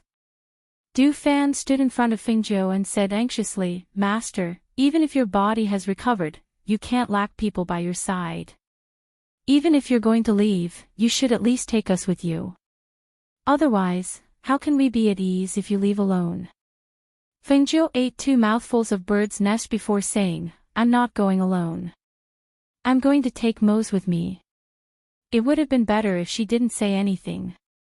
Now that she did, everyone's faces were overflowing with worry. "Mistress, now that you are pregnant, how can you take care of the Yama Lord? What's more, you haven't even passed the first 3 months of pregnancy, so it's not suitable for you to be too tired. Master, even if you want to go out, please wait until the fetus has stabilized in the first 3 months. Fan Lin said worriedly. When they heard that their master was going to leave with the Yama Lord and not them, everyone could not sit still. "Master, if you're going out, please take us with you." Ling Shuang and Leng Hua knelt down. Seeing them kneel, Du Fan and the others also knelt down and begged, "Master, please take us with you." Fengjiu, who was eating the bird's nest, looked at them and was stunned. He frowned and said, "What are you doing? Get up. Master, let us go with you. Let us follow you and serve you, Master. Master, let us stay by your side and serve you. If you leave and don't take us with you, what's the point of us staying here?" "That's right, madam. You're pregnant with the little master now. If master knows that we let you go alone without anyone by your side to take care of you, master will be very angry." Chapter 36:29. Master, please take us with you. Master, please let us serve you by your side. Master. Please after please and worried gazes fell on her. Seeing them like this, Fengjiu sighed softly. "Get up, all of you. I haven't decided yet. I just mentioned it. Why are you so nervous?" Hearing this, everyone looked at each other but did not get up. They continued to kneel in front of her. Seeing this, Fengjiu looked at them and said softly, "It's not impossible to take you with me, but you have to arrange everything." Hearing this, everyone's eyes lit up and they quickly stood up. "Master, don't worry. We will arrange everything." The old man and the others left with Guan Shilin. The medicine king also left. Han Yuanzi, Luo Fei, and the others also left one after another. Now, only the Phoenix Guards and those who had always been by their master's side were left in the manor. In addition, they heard their master say that he was going to send to the Black Tortoise Sovereign. In this way, they only needed to arrange some other things and then they could leave without worry. Fengjiu waved his hand and said, "Go. Arrange everything at hand. Also, Qin Axian and Qingqing go to the city to buy some daily necessities. After a few days, when everything is ready, we can leave together." "Yes." Everyone looked at each other and smiled. They immediately moved quickly, leaving only Leng Hua, Ling Shuang, and Hui Lang to accompany them in the courtyard. At noon, the Black Tortoise Sovereign came to the Feng Manor. When he entered the courtyard and saw Fengjiu, he smiled, "I haven't seen you for a few days. The ghost doctor has recovered very quickly. It seems that your body is fine." Fengjiu smiled and invited him to sit. "I've been recuperating during this time. I haven't thanked the sovereign for the precious herbs you sent." Ah, you and I don't need to thank each other. The Black Tortoise Sovereign waved his hand and smiled. I'm very happy to see you recover. I just don't know how the Llama Lord is doing. Is there any improvement? Fengzhou sipped his tea and said softly, other than wanting to go back with you, Monarch, I also have something to ask you. Hearing this, the Black Tortoise Monarch was slightly surprised and asked, what do you mean by that? After that battle, I think you know that I have the ancient green lotus in my body, Fengzhou said directly, looking at King Black Tortoise. Monarch Black Tortoise nodded, I know, and I'm not the only one who knows. I'm guessing that all the other experts know about the ancient green lotus in your body. After all, the battle caused a huge commotion. Even though the other monarchs didn't do anything, they were still paying attention to it. Although I've always said that I have the ancient green lotus in my body, it should be the chaotic green lotus. Fengzhou said slowly, looking at Monarch Black Tortoise, who was slightly surprised. The chaotic green lotus is also known as the Genesis green lotus. It once produced 4 lotus seeds. One of them is the Black Lotus of Destruction.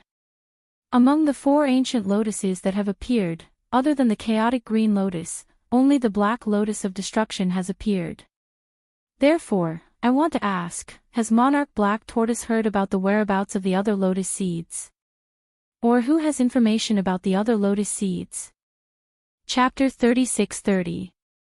He paused for a moment and looked at Fengzhou. Moreover, I heard you say that you want to leave this place. Do you know that everyone outside is watching you? Especially the cultivators from other territories. If they know that your strength has fallen to the immortal venerable level, I'm afraid you'll be in danger again. In addition, you're pregnant now. You have to take care of the Llama Lord and the child in your belly. In my opinion, it's not suitable for you to go out. However, if you don't mind, you can bring your people and stay with me for a while. After you give birth to the child, my wife and I are very willing to help you take care of it. He admired Fengzhou and Xianyuanmo's from the bottom of his heart. Moreover, they were his son's adoptive parents. This relationship was naturally extraordinary. Now that one of them was unconscious, the other's strength had fallen sharply, and she was pregnant, he was naturally willing to take care of them if possible. Hearing his words, Fengzhou smiled. Thank you, but there's no need. I can do it.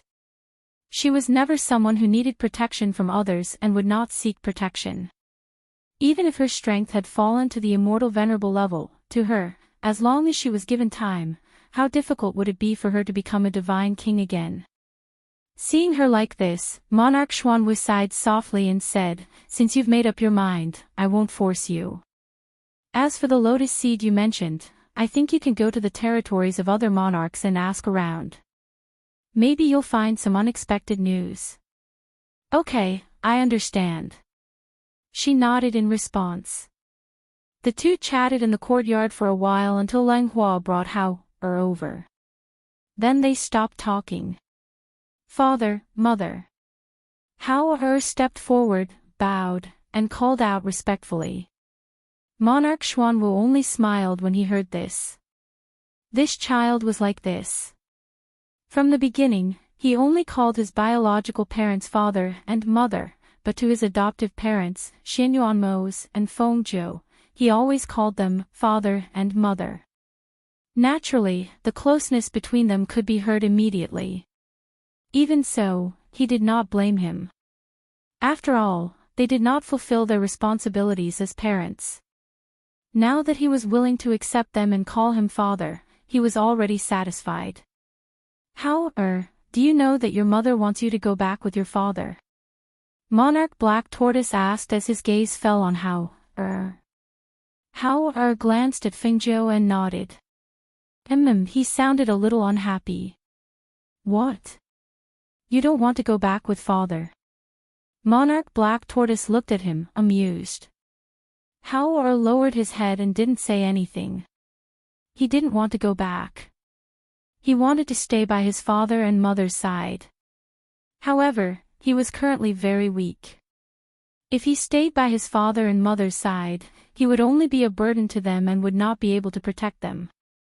Thinking of this, he raised his head and looked firmly at Fengzhou.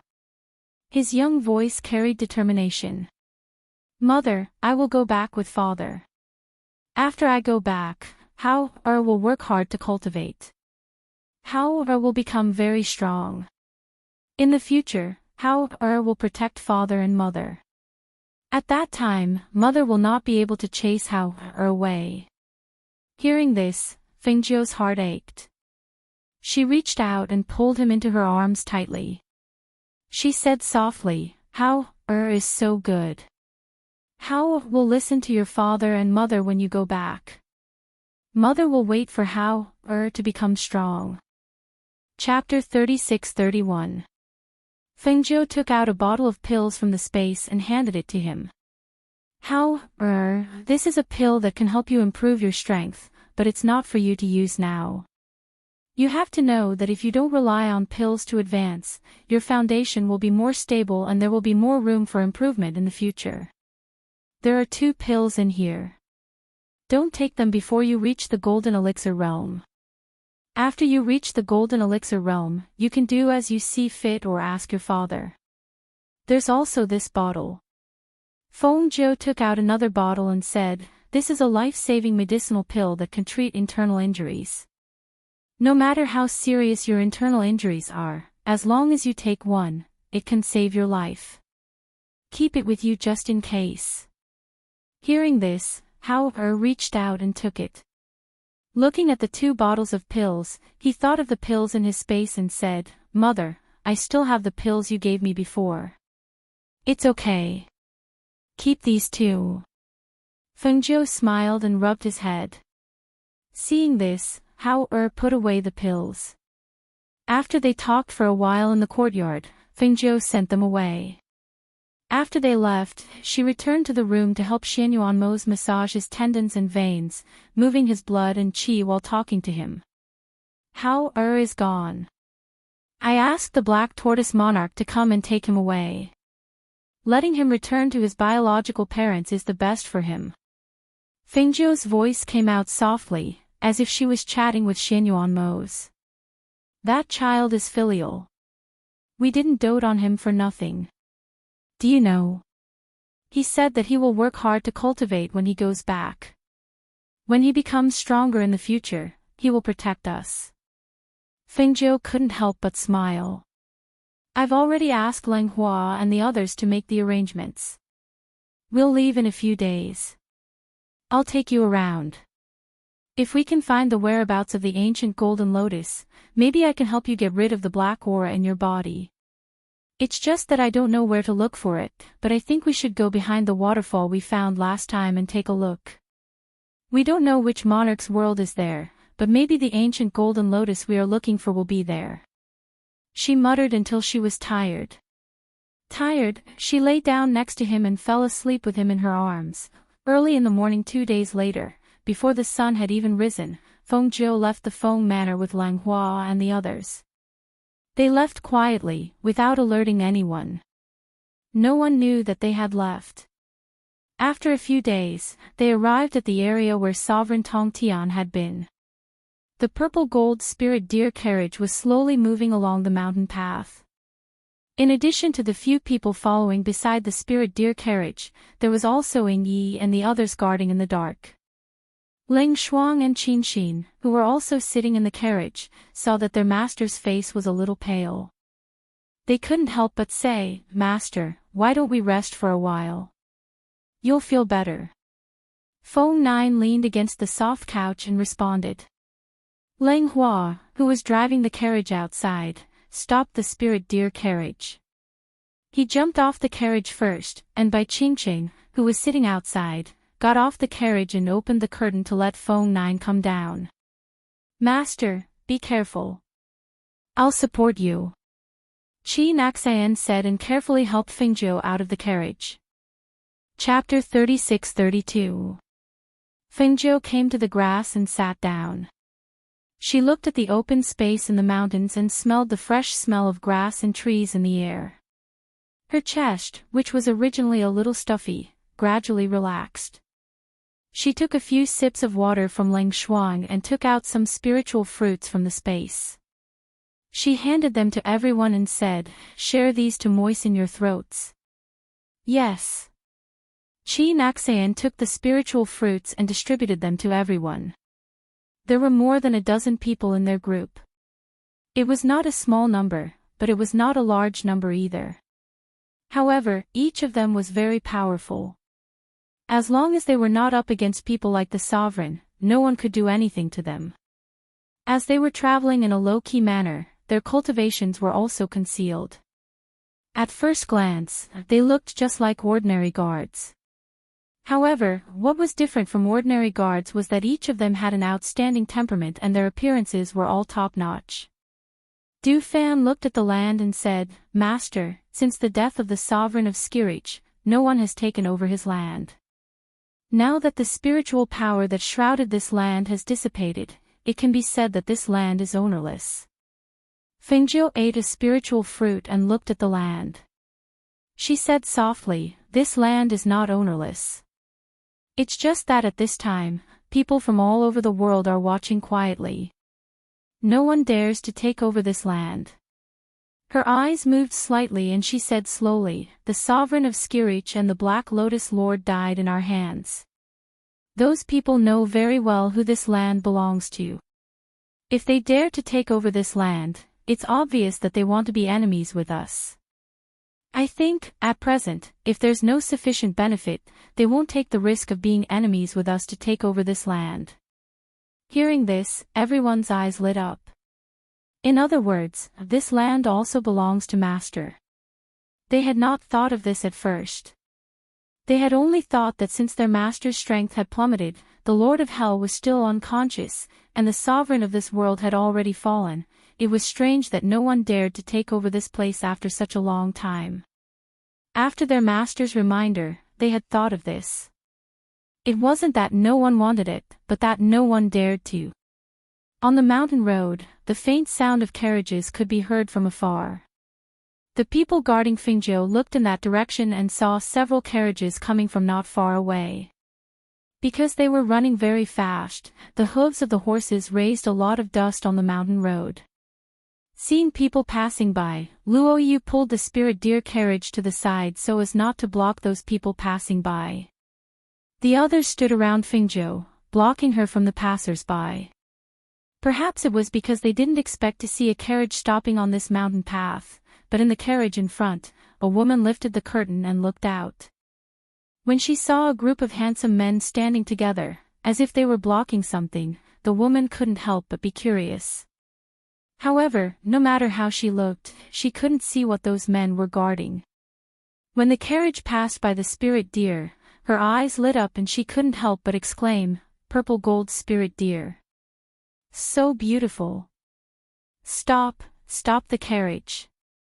The woman patted the carriage to stop, her eyes fixed on the spirit deer carriage. When she saw the low-key but luxurious purple gold spirit deer carriage, she couldn't help but look at those men. "This purple gold spirit deer carriage is yours." Chapter 36-33. "Sean, what's wrong?" The middle-aged man's voice came out as he looked outside. However, when he saw the scene outside the carriage, his eyes couldn't help but narrow. Especially when he saw his daughter walking towards the purple gold spirit deer and reaching out to touch it, he immediately shouted, "Sean, stop." His heart skipped a beat. He quickly got off the carriage and pulled his daughter back to the side of the carriage. His dignified eyes were filled with fierceness as he stared at her, back to the carriage. "Father, look, those are the purple gold spirit deer." The girl was pulled to the side of the carriage, but her eyes were still staring at the purple gold spirit deer carriage. Looking at the two extremely beautiful purple gold spirit deer, she couldn't help but want to touch them. Two young men came down from the carriage behind. Before they got close, they asked, "Father, what's wrong?" "Go back." The middle-aged man shouted in a deep voice, his dignified eyes falling on his daughter. Being shouted at like this, the girl couldn't help but feel embarrassed. She felt wronged and her eyes reddened. She stamped her feet and rushed into the carriage. She threw herself into the arms of the woman who was leaning half of her body out to see what was going on and cried. The middle-aged man didn't pay attention to his daughter. Instead, he took a deep breath and looked at Du Fan and the others in front of him. He cautiously cupped his hands and said apologetically, "I'm really sorry. My daughter is rude and has disturbed everyone." Du Fan held a fan in his hand and fanned himself with a friendly smile on his face. "It's fine, it's fine. We still have to hurry on, so we'll take our leave first." The middle-aged man cupped his hands again and said. Even though he looked at the other side with a smile, he didn't feel the slightest bit of friendliness and gentleness. There was only a sense of horror that made people's hair stand on end. "Please," Du Fan said and looked at them with a smile. The middle-aged man didn't dare to stay for long. He ordered his 2 sons who were standing not far away, "Go back to the carriage. We'll continue on our way." His warning gaze fell on them. The 2 didn't dare to ask any more questions. After answering, they glanced at the others and walked back to the carriage. The group of people sat in the carriage and left just like that, not daring to stay for even a moment. From beginning to end, none of them saw who the person behind the group of men was. After watching those people leave, the smile on Du Fan's face gradually disappeared, and a cold light flashed in his eyes. He snorted and put away the fan in his hand. If that woman had dared to touch his master's purple gold spirit deer, her hands would have been gone. However, the middle-aged man was tactful. "Master, are you hungry? Do you want to eat something?" Leng Shuang asked. He was worried that she would not be able to eat something good on the way. After all, she was eating alone now, and the child in her belly also needed to be nourished. "I don't have much of an appetite, and I don't feel like eating." "Don't bother, let's go after a short rest," Feng Jiu said as he rested his chin on his hand and looked ahead, enjoying the cool breeze. On the other side, after a long distance, the carriage slowly slowed down. The 2 men in the back came to the front carriage and heard their sister crying inside. They lifted the curtain and asked, "Father, what happened just now? Why is sister crying like this?" Chapter 36-34. Don't cry anymore. His voice was filled with anger. He slammed his hand on the small table in the carriage, scaring the woman who was crying in the woman's arms. She stopped crying and didn't dare to cry again. The 2 brothers standing beside the carriage couldn't help but look at each other when they saw this. "All right, let's talk nicely. The child isn't insensible," the woman said as she looked at the middle-aged man and patted her daughter in her arms. "Don't cry. Your father must have his reasons for scolding you. When you're outside, you have to be careful. You were too foolish just now." The girl bit her lip and didn't speak. She just lowered her head. If I didn't stop her, I don't even know where her hands would be. The middle-aged man frowned and glanced at his daughter. Hearing this, everyone was shocked. "What? How could that be?"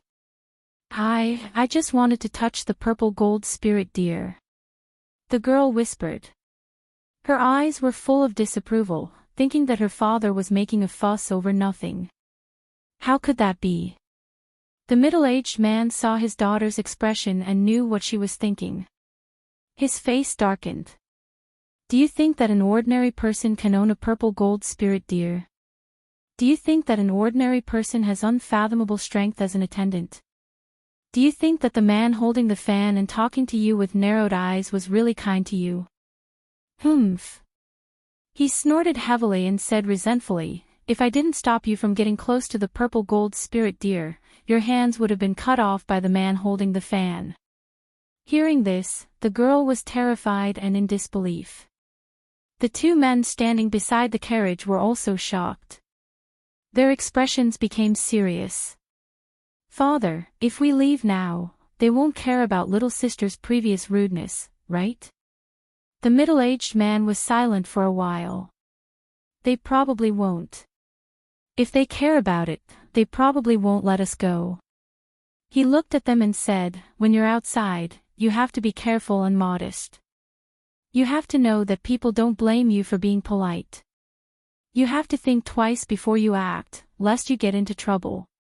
Yes, we will follow Father's instructions.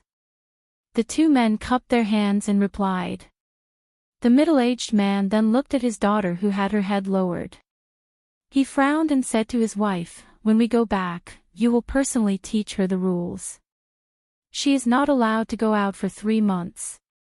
If you don't control your temper, you won't even know when you'll get into trouble. Only then did the woman respond. Following the middle-aged man's command, they continued on their way. However, along the way, the atmosphere was less relaxed than before and more solemn. After resting, Fengjiu and the others continued to move forward. Their journey wasn't very tight, and everyone was worried about Fengjiu's health. Therefore, the spirit deer carriage didn't move very fast, instead, it moved steadily and slowly. On this stretch of road, there were only mountain paths and trees. There were no towns or the like. They walked until the sky was about to darken. Only then did they arrive at a small village.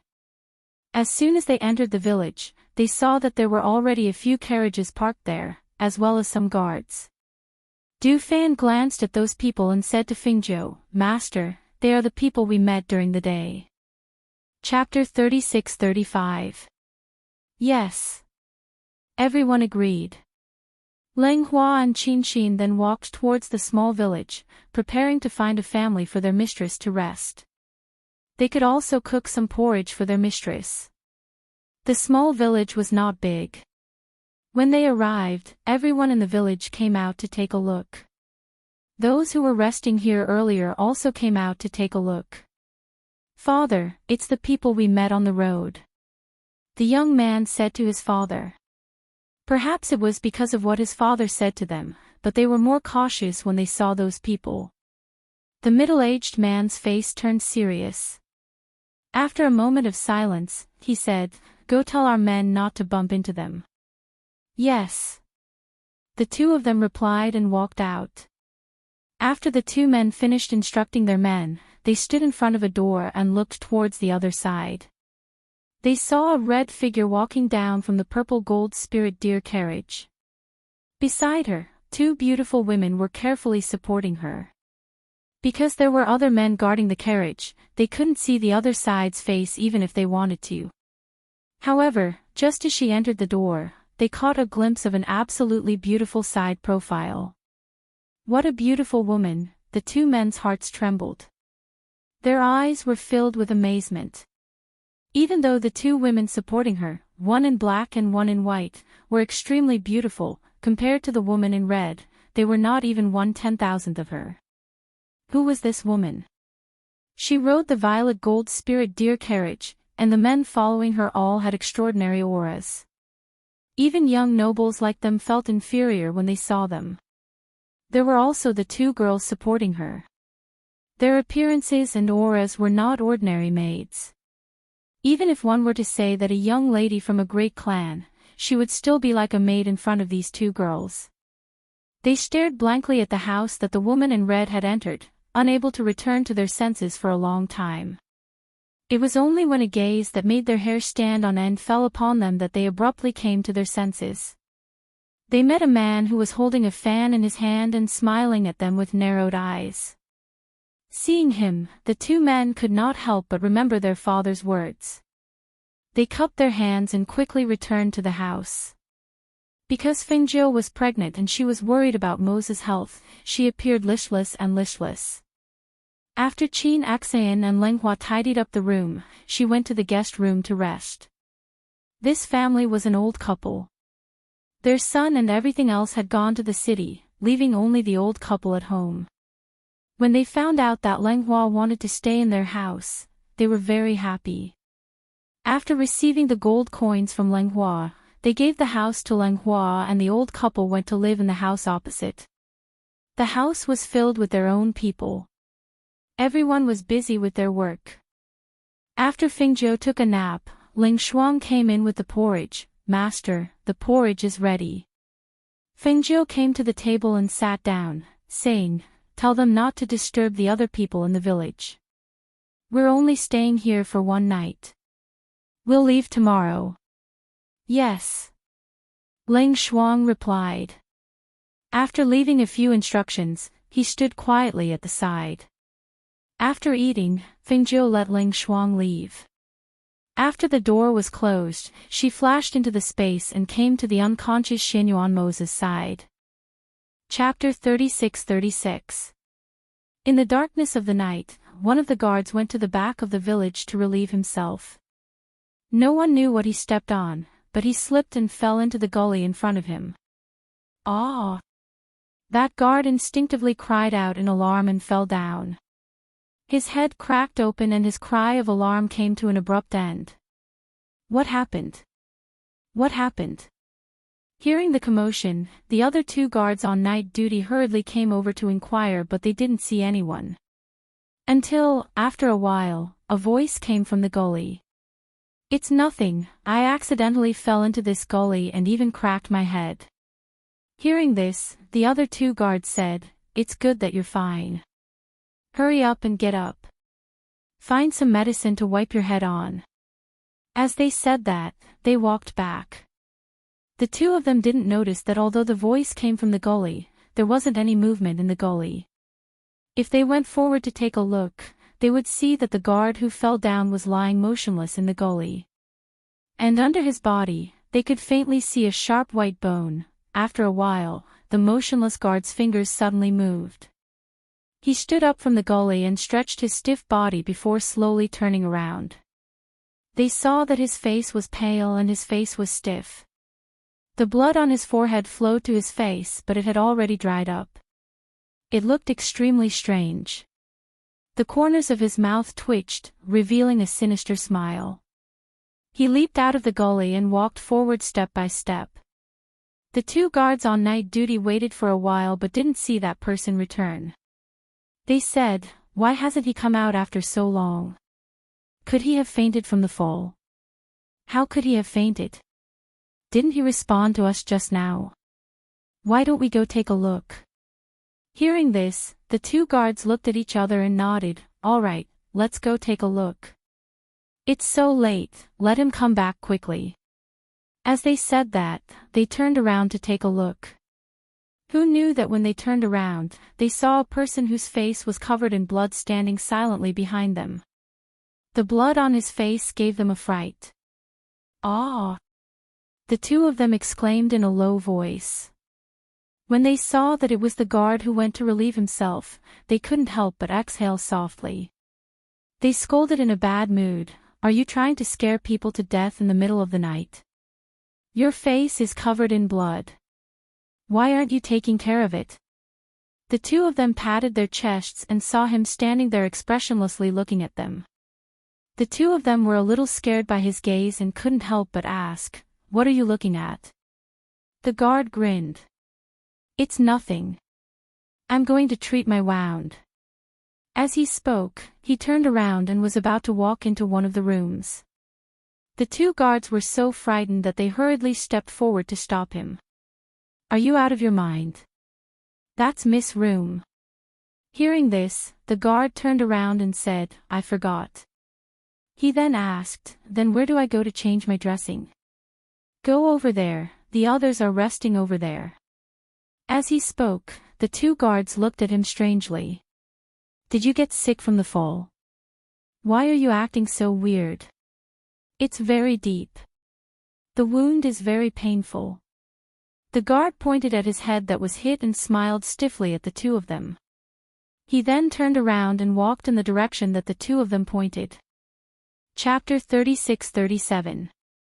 At midnight, a figure quietly snuck into a room and arrived at the bedside like a ghost. The woman on the bed was sleeping soundly in her undergarments and did not notice that someone was standing by her bedside. The person was staring at her with a pair of strange and bloodthirsty eyes. Perhaps it was because the gaze was too irresistible, the woman opened her eyes in a daze. When she saw the person standing by her bedside, her eyes widened. Before she could shout angrily, her eyes widened in horror. A large hand covered the woman's mouth tightly while the other hand grabbed her throat, not allowing her to make a single sound. The woman on the bed struggled but could not move at all. When she fainted, the hand covering the woman's mouth was released. The person leaned forward and aimed his mouth at the woman's mouth. An endless stream of the woman's pure blood essence was sucked out of the woman's mouth and into the person's mouth. After a long time, the woman who had just fainted gradually breathed weakly. Her entire body seemed to have been sucked dry until she stopped breathing. The person who was sucking the woman's blood essence was like a beast that had eaten its fill. He licked his lips in satisfaction and stared at the dead woman on the bed before leaving silently. The person's figure was hidden in the darkness of the night. He walked like a ghost and no one noticed him. He wandered for a while and his gaze fell on the house about 50 meters in front of him. His originally bloodthirsty eyes became empty as he stared in that direction. He wanted to get closer but stopped after approaching a certain distance. This was because he sensed a dangerous aura in that place. The aura there was very dangerous and he did not dare to approach. Although he did not know what was there, his intuition told him that he did not dare to take the risk. Hence, after wandering around for a while, he gradually walked into the darkness of the night. When he reached the weeds in the darkness of the night, the originally walking figure fell down just like that. A ghost floated out from the fallen body and into the darkness of the night. The next morning. Ah! A sharp and frightened voice cut through the tranquility of the morning and caused everything to become chaotic. The village wasn't big to begin with. That sharp and frightened voice startled the villagers to come out to see what was going on. When the middle-aged man who had just woken up and was eating breakfast heard the sharp cry, his hands suddenly trembled, and the bowl in his hand fell to the ground with a clang, shattering into pieces. He stood up abruptly and strode outside. When he arrived at the room where his daughter was sleeping, he asked before entering the room, "Madam, what happened?" He asked as he entered the house, followed by his two sons who had hurried over without even washing up. However, when they followed their father into the house, they saw that their mother had fainted on the ground. "Madam! Mother!" The three of them were shocked and hurriedly strode forward to help her up. They pinched her philtrum and took out medicine to wake her up. After a long while, the woman who had fainted due to the huge impact slowly woke up. However, her face was pale and tears fell down her cheeks. My daughter. Whoa. Chapter 36-38. The coarse hemp bed curtains covered the scene on the bed, but he could vaguely see a figure lying motionless on the bed. His heart sank, and his body trembled slightly. When the two brothers saw this, one of them supported their mother while the other wanted to lift the bed curtains. However, he was stopped by the middle-aged man just as he took a step forward. "Father." The man turned around and looked at him. "Let me do it." The middle-aged man's voice was slightly hoarse. If one listened carefully, they could even hear a slight tremble in his voice. However, he still stopped his son from going forward and walked forward with heavy steps. He raised his hand to lift the bed curtains, but he felt that the bed curtains were as heavy as 1,000 pounds. "Father." The man saw this and called out again. The middle-aged man took a deep breath and lifted the bed curtains. However, the moment he lifted the bed curtains and saw the scene on the bed, his entire body jerked back and he almost fell to the ground. "Father." The man quickly went forward to support him, but when he saw the scene on the bed, he could not help but gasp and cry out in grief, "Sister! Sister! Oh! My daughter!" When the woman saw the scene on the bed again, she could not recover from the shock and fainted again. The middle-aged man looked at the scene on the bed with a pale face. He only felt his vision darken and he almost fainted from the strong impact. However, he knew that he could not. Who was it that killed his daughter? He wanted to find the culprit. Investigate. Investigate for me. Find the murderer. Tear him to pieces. The grief-stricken and furious middle-aged man ordered coldly with bloodshot eyes. As a father, how could he remain calm after seeing his daughter die so tragically? On the other side, Fengjiu was woken up by the noise and did not continue to sleep.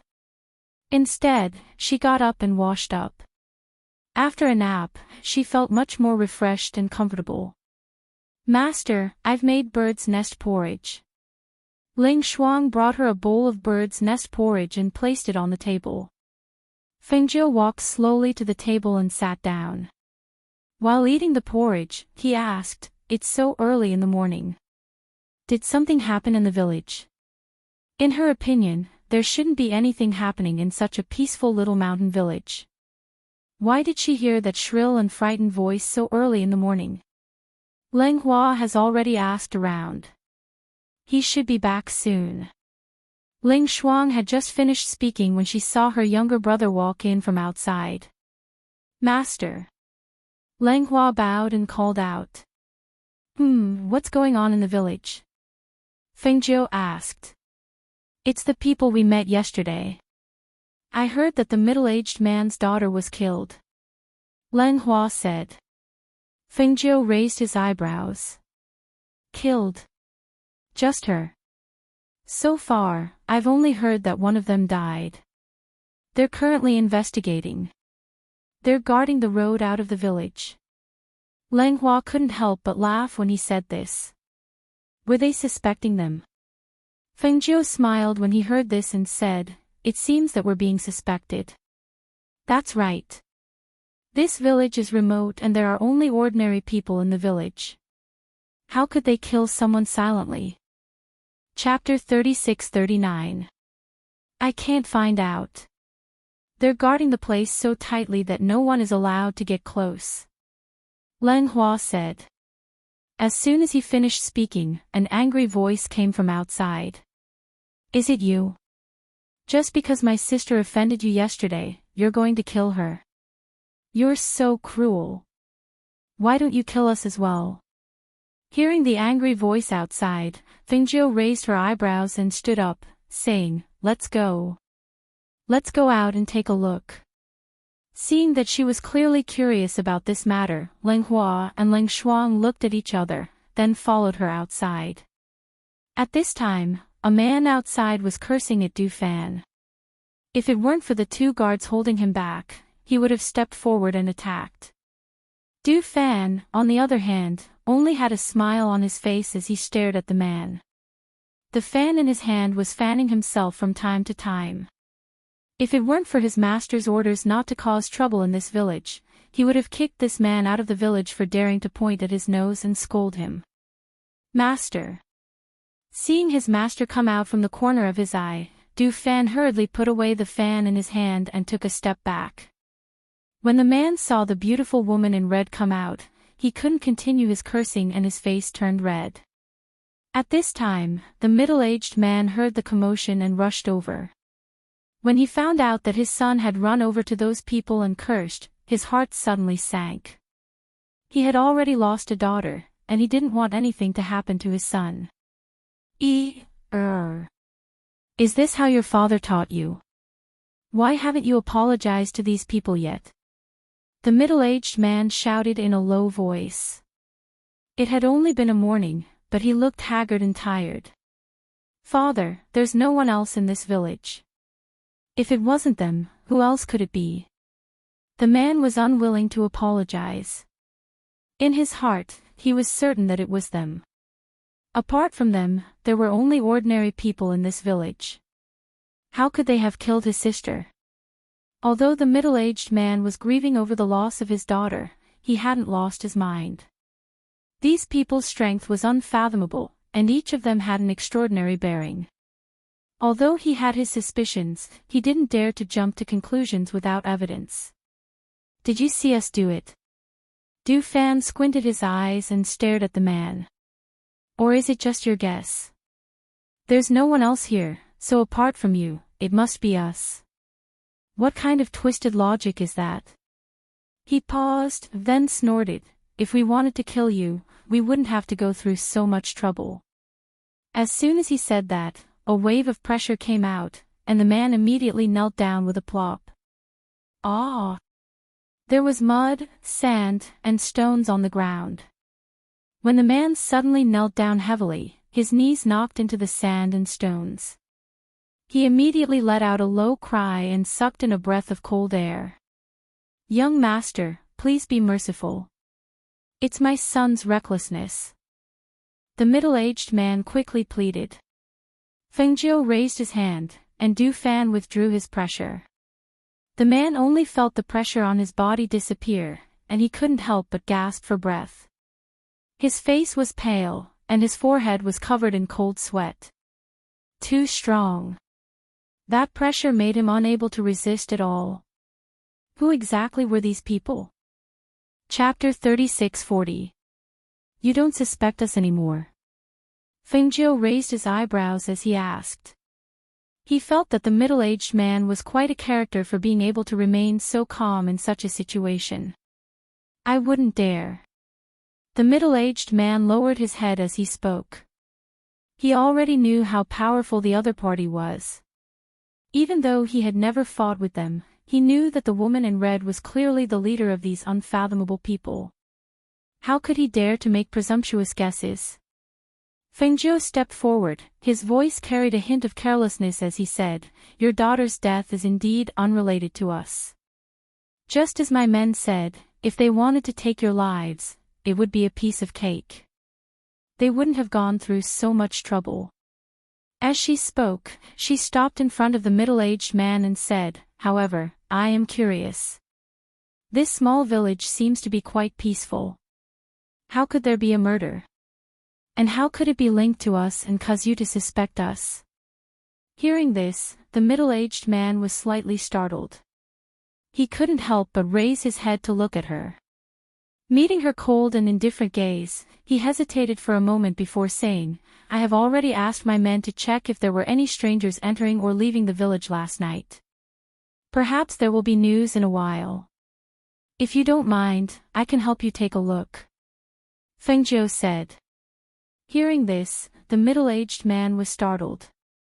After a slight pause, he cupped his hands and said, "Thank you." As he spoke, he gestured for them to follow. "The others don't need to follow." Fengjiu turned to look at Du Fan and the others. "Yes." They replied and gestured to Lang Hua and Ling Shuang to follow. The two nodded slightly and followed Fengjiu to a nearby house with the middle-aged man. After entering the house, the middle-aged man hesitated for a moment before saying, "My daughter died in extreme pain. Madam, please don't be frightened." Fengjiu smiled slightly, "There aren't many things that can scare me." The middle-aged man came to the bedside and looked at his daughter who was already dressed neatly on the bed. His eyes were full of grief. "When the guards came to the door in the morning, there was no response, so my wife came to the door personally. Who knew that when she opened the door and came to the bedside, she was already dead?" His voice paused slightly, choking with sobs. "Judging from the degree of rigidity of her body, she should have been killed in the middle of the night last night. There are no wounds on her body, only the strangulation marks on her neck, but her spiritual aura is completely gone." Fengjiu stood by the bed and watched. Her gaze moved from the woman's hand to her neck. She saw that there was a dark red bruise there.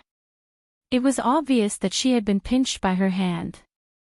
However, after a cursory glance, she knew that the mark on her neck was not the fatal one. His gaze fell on the woman's face and he carefully sized her up. Then, he slowly opened his mouth and said, "She wasn't strangled to death. Instead, her essence and blood were sucked dry." Hearing this, the middle-aged man was stunned. What? His essence, qi, and blood were sucked dry. This is impossible.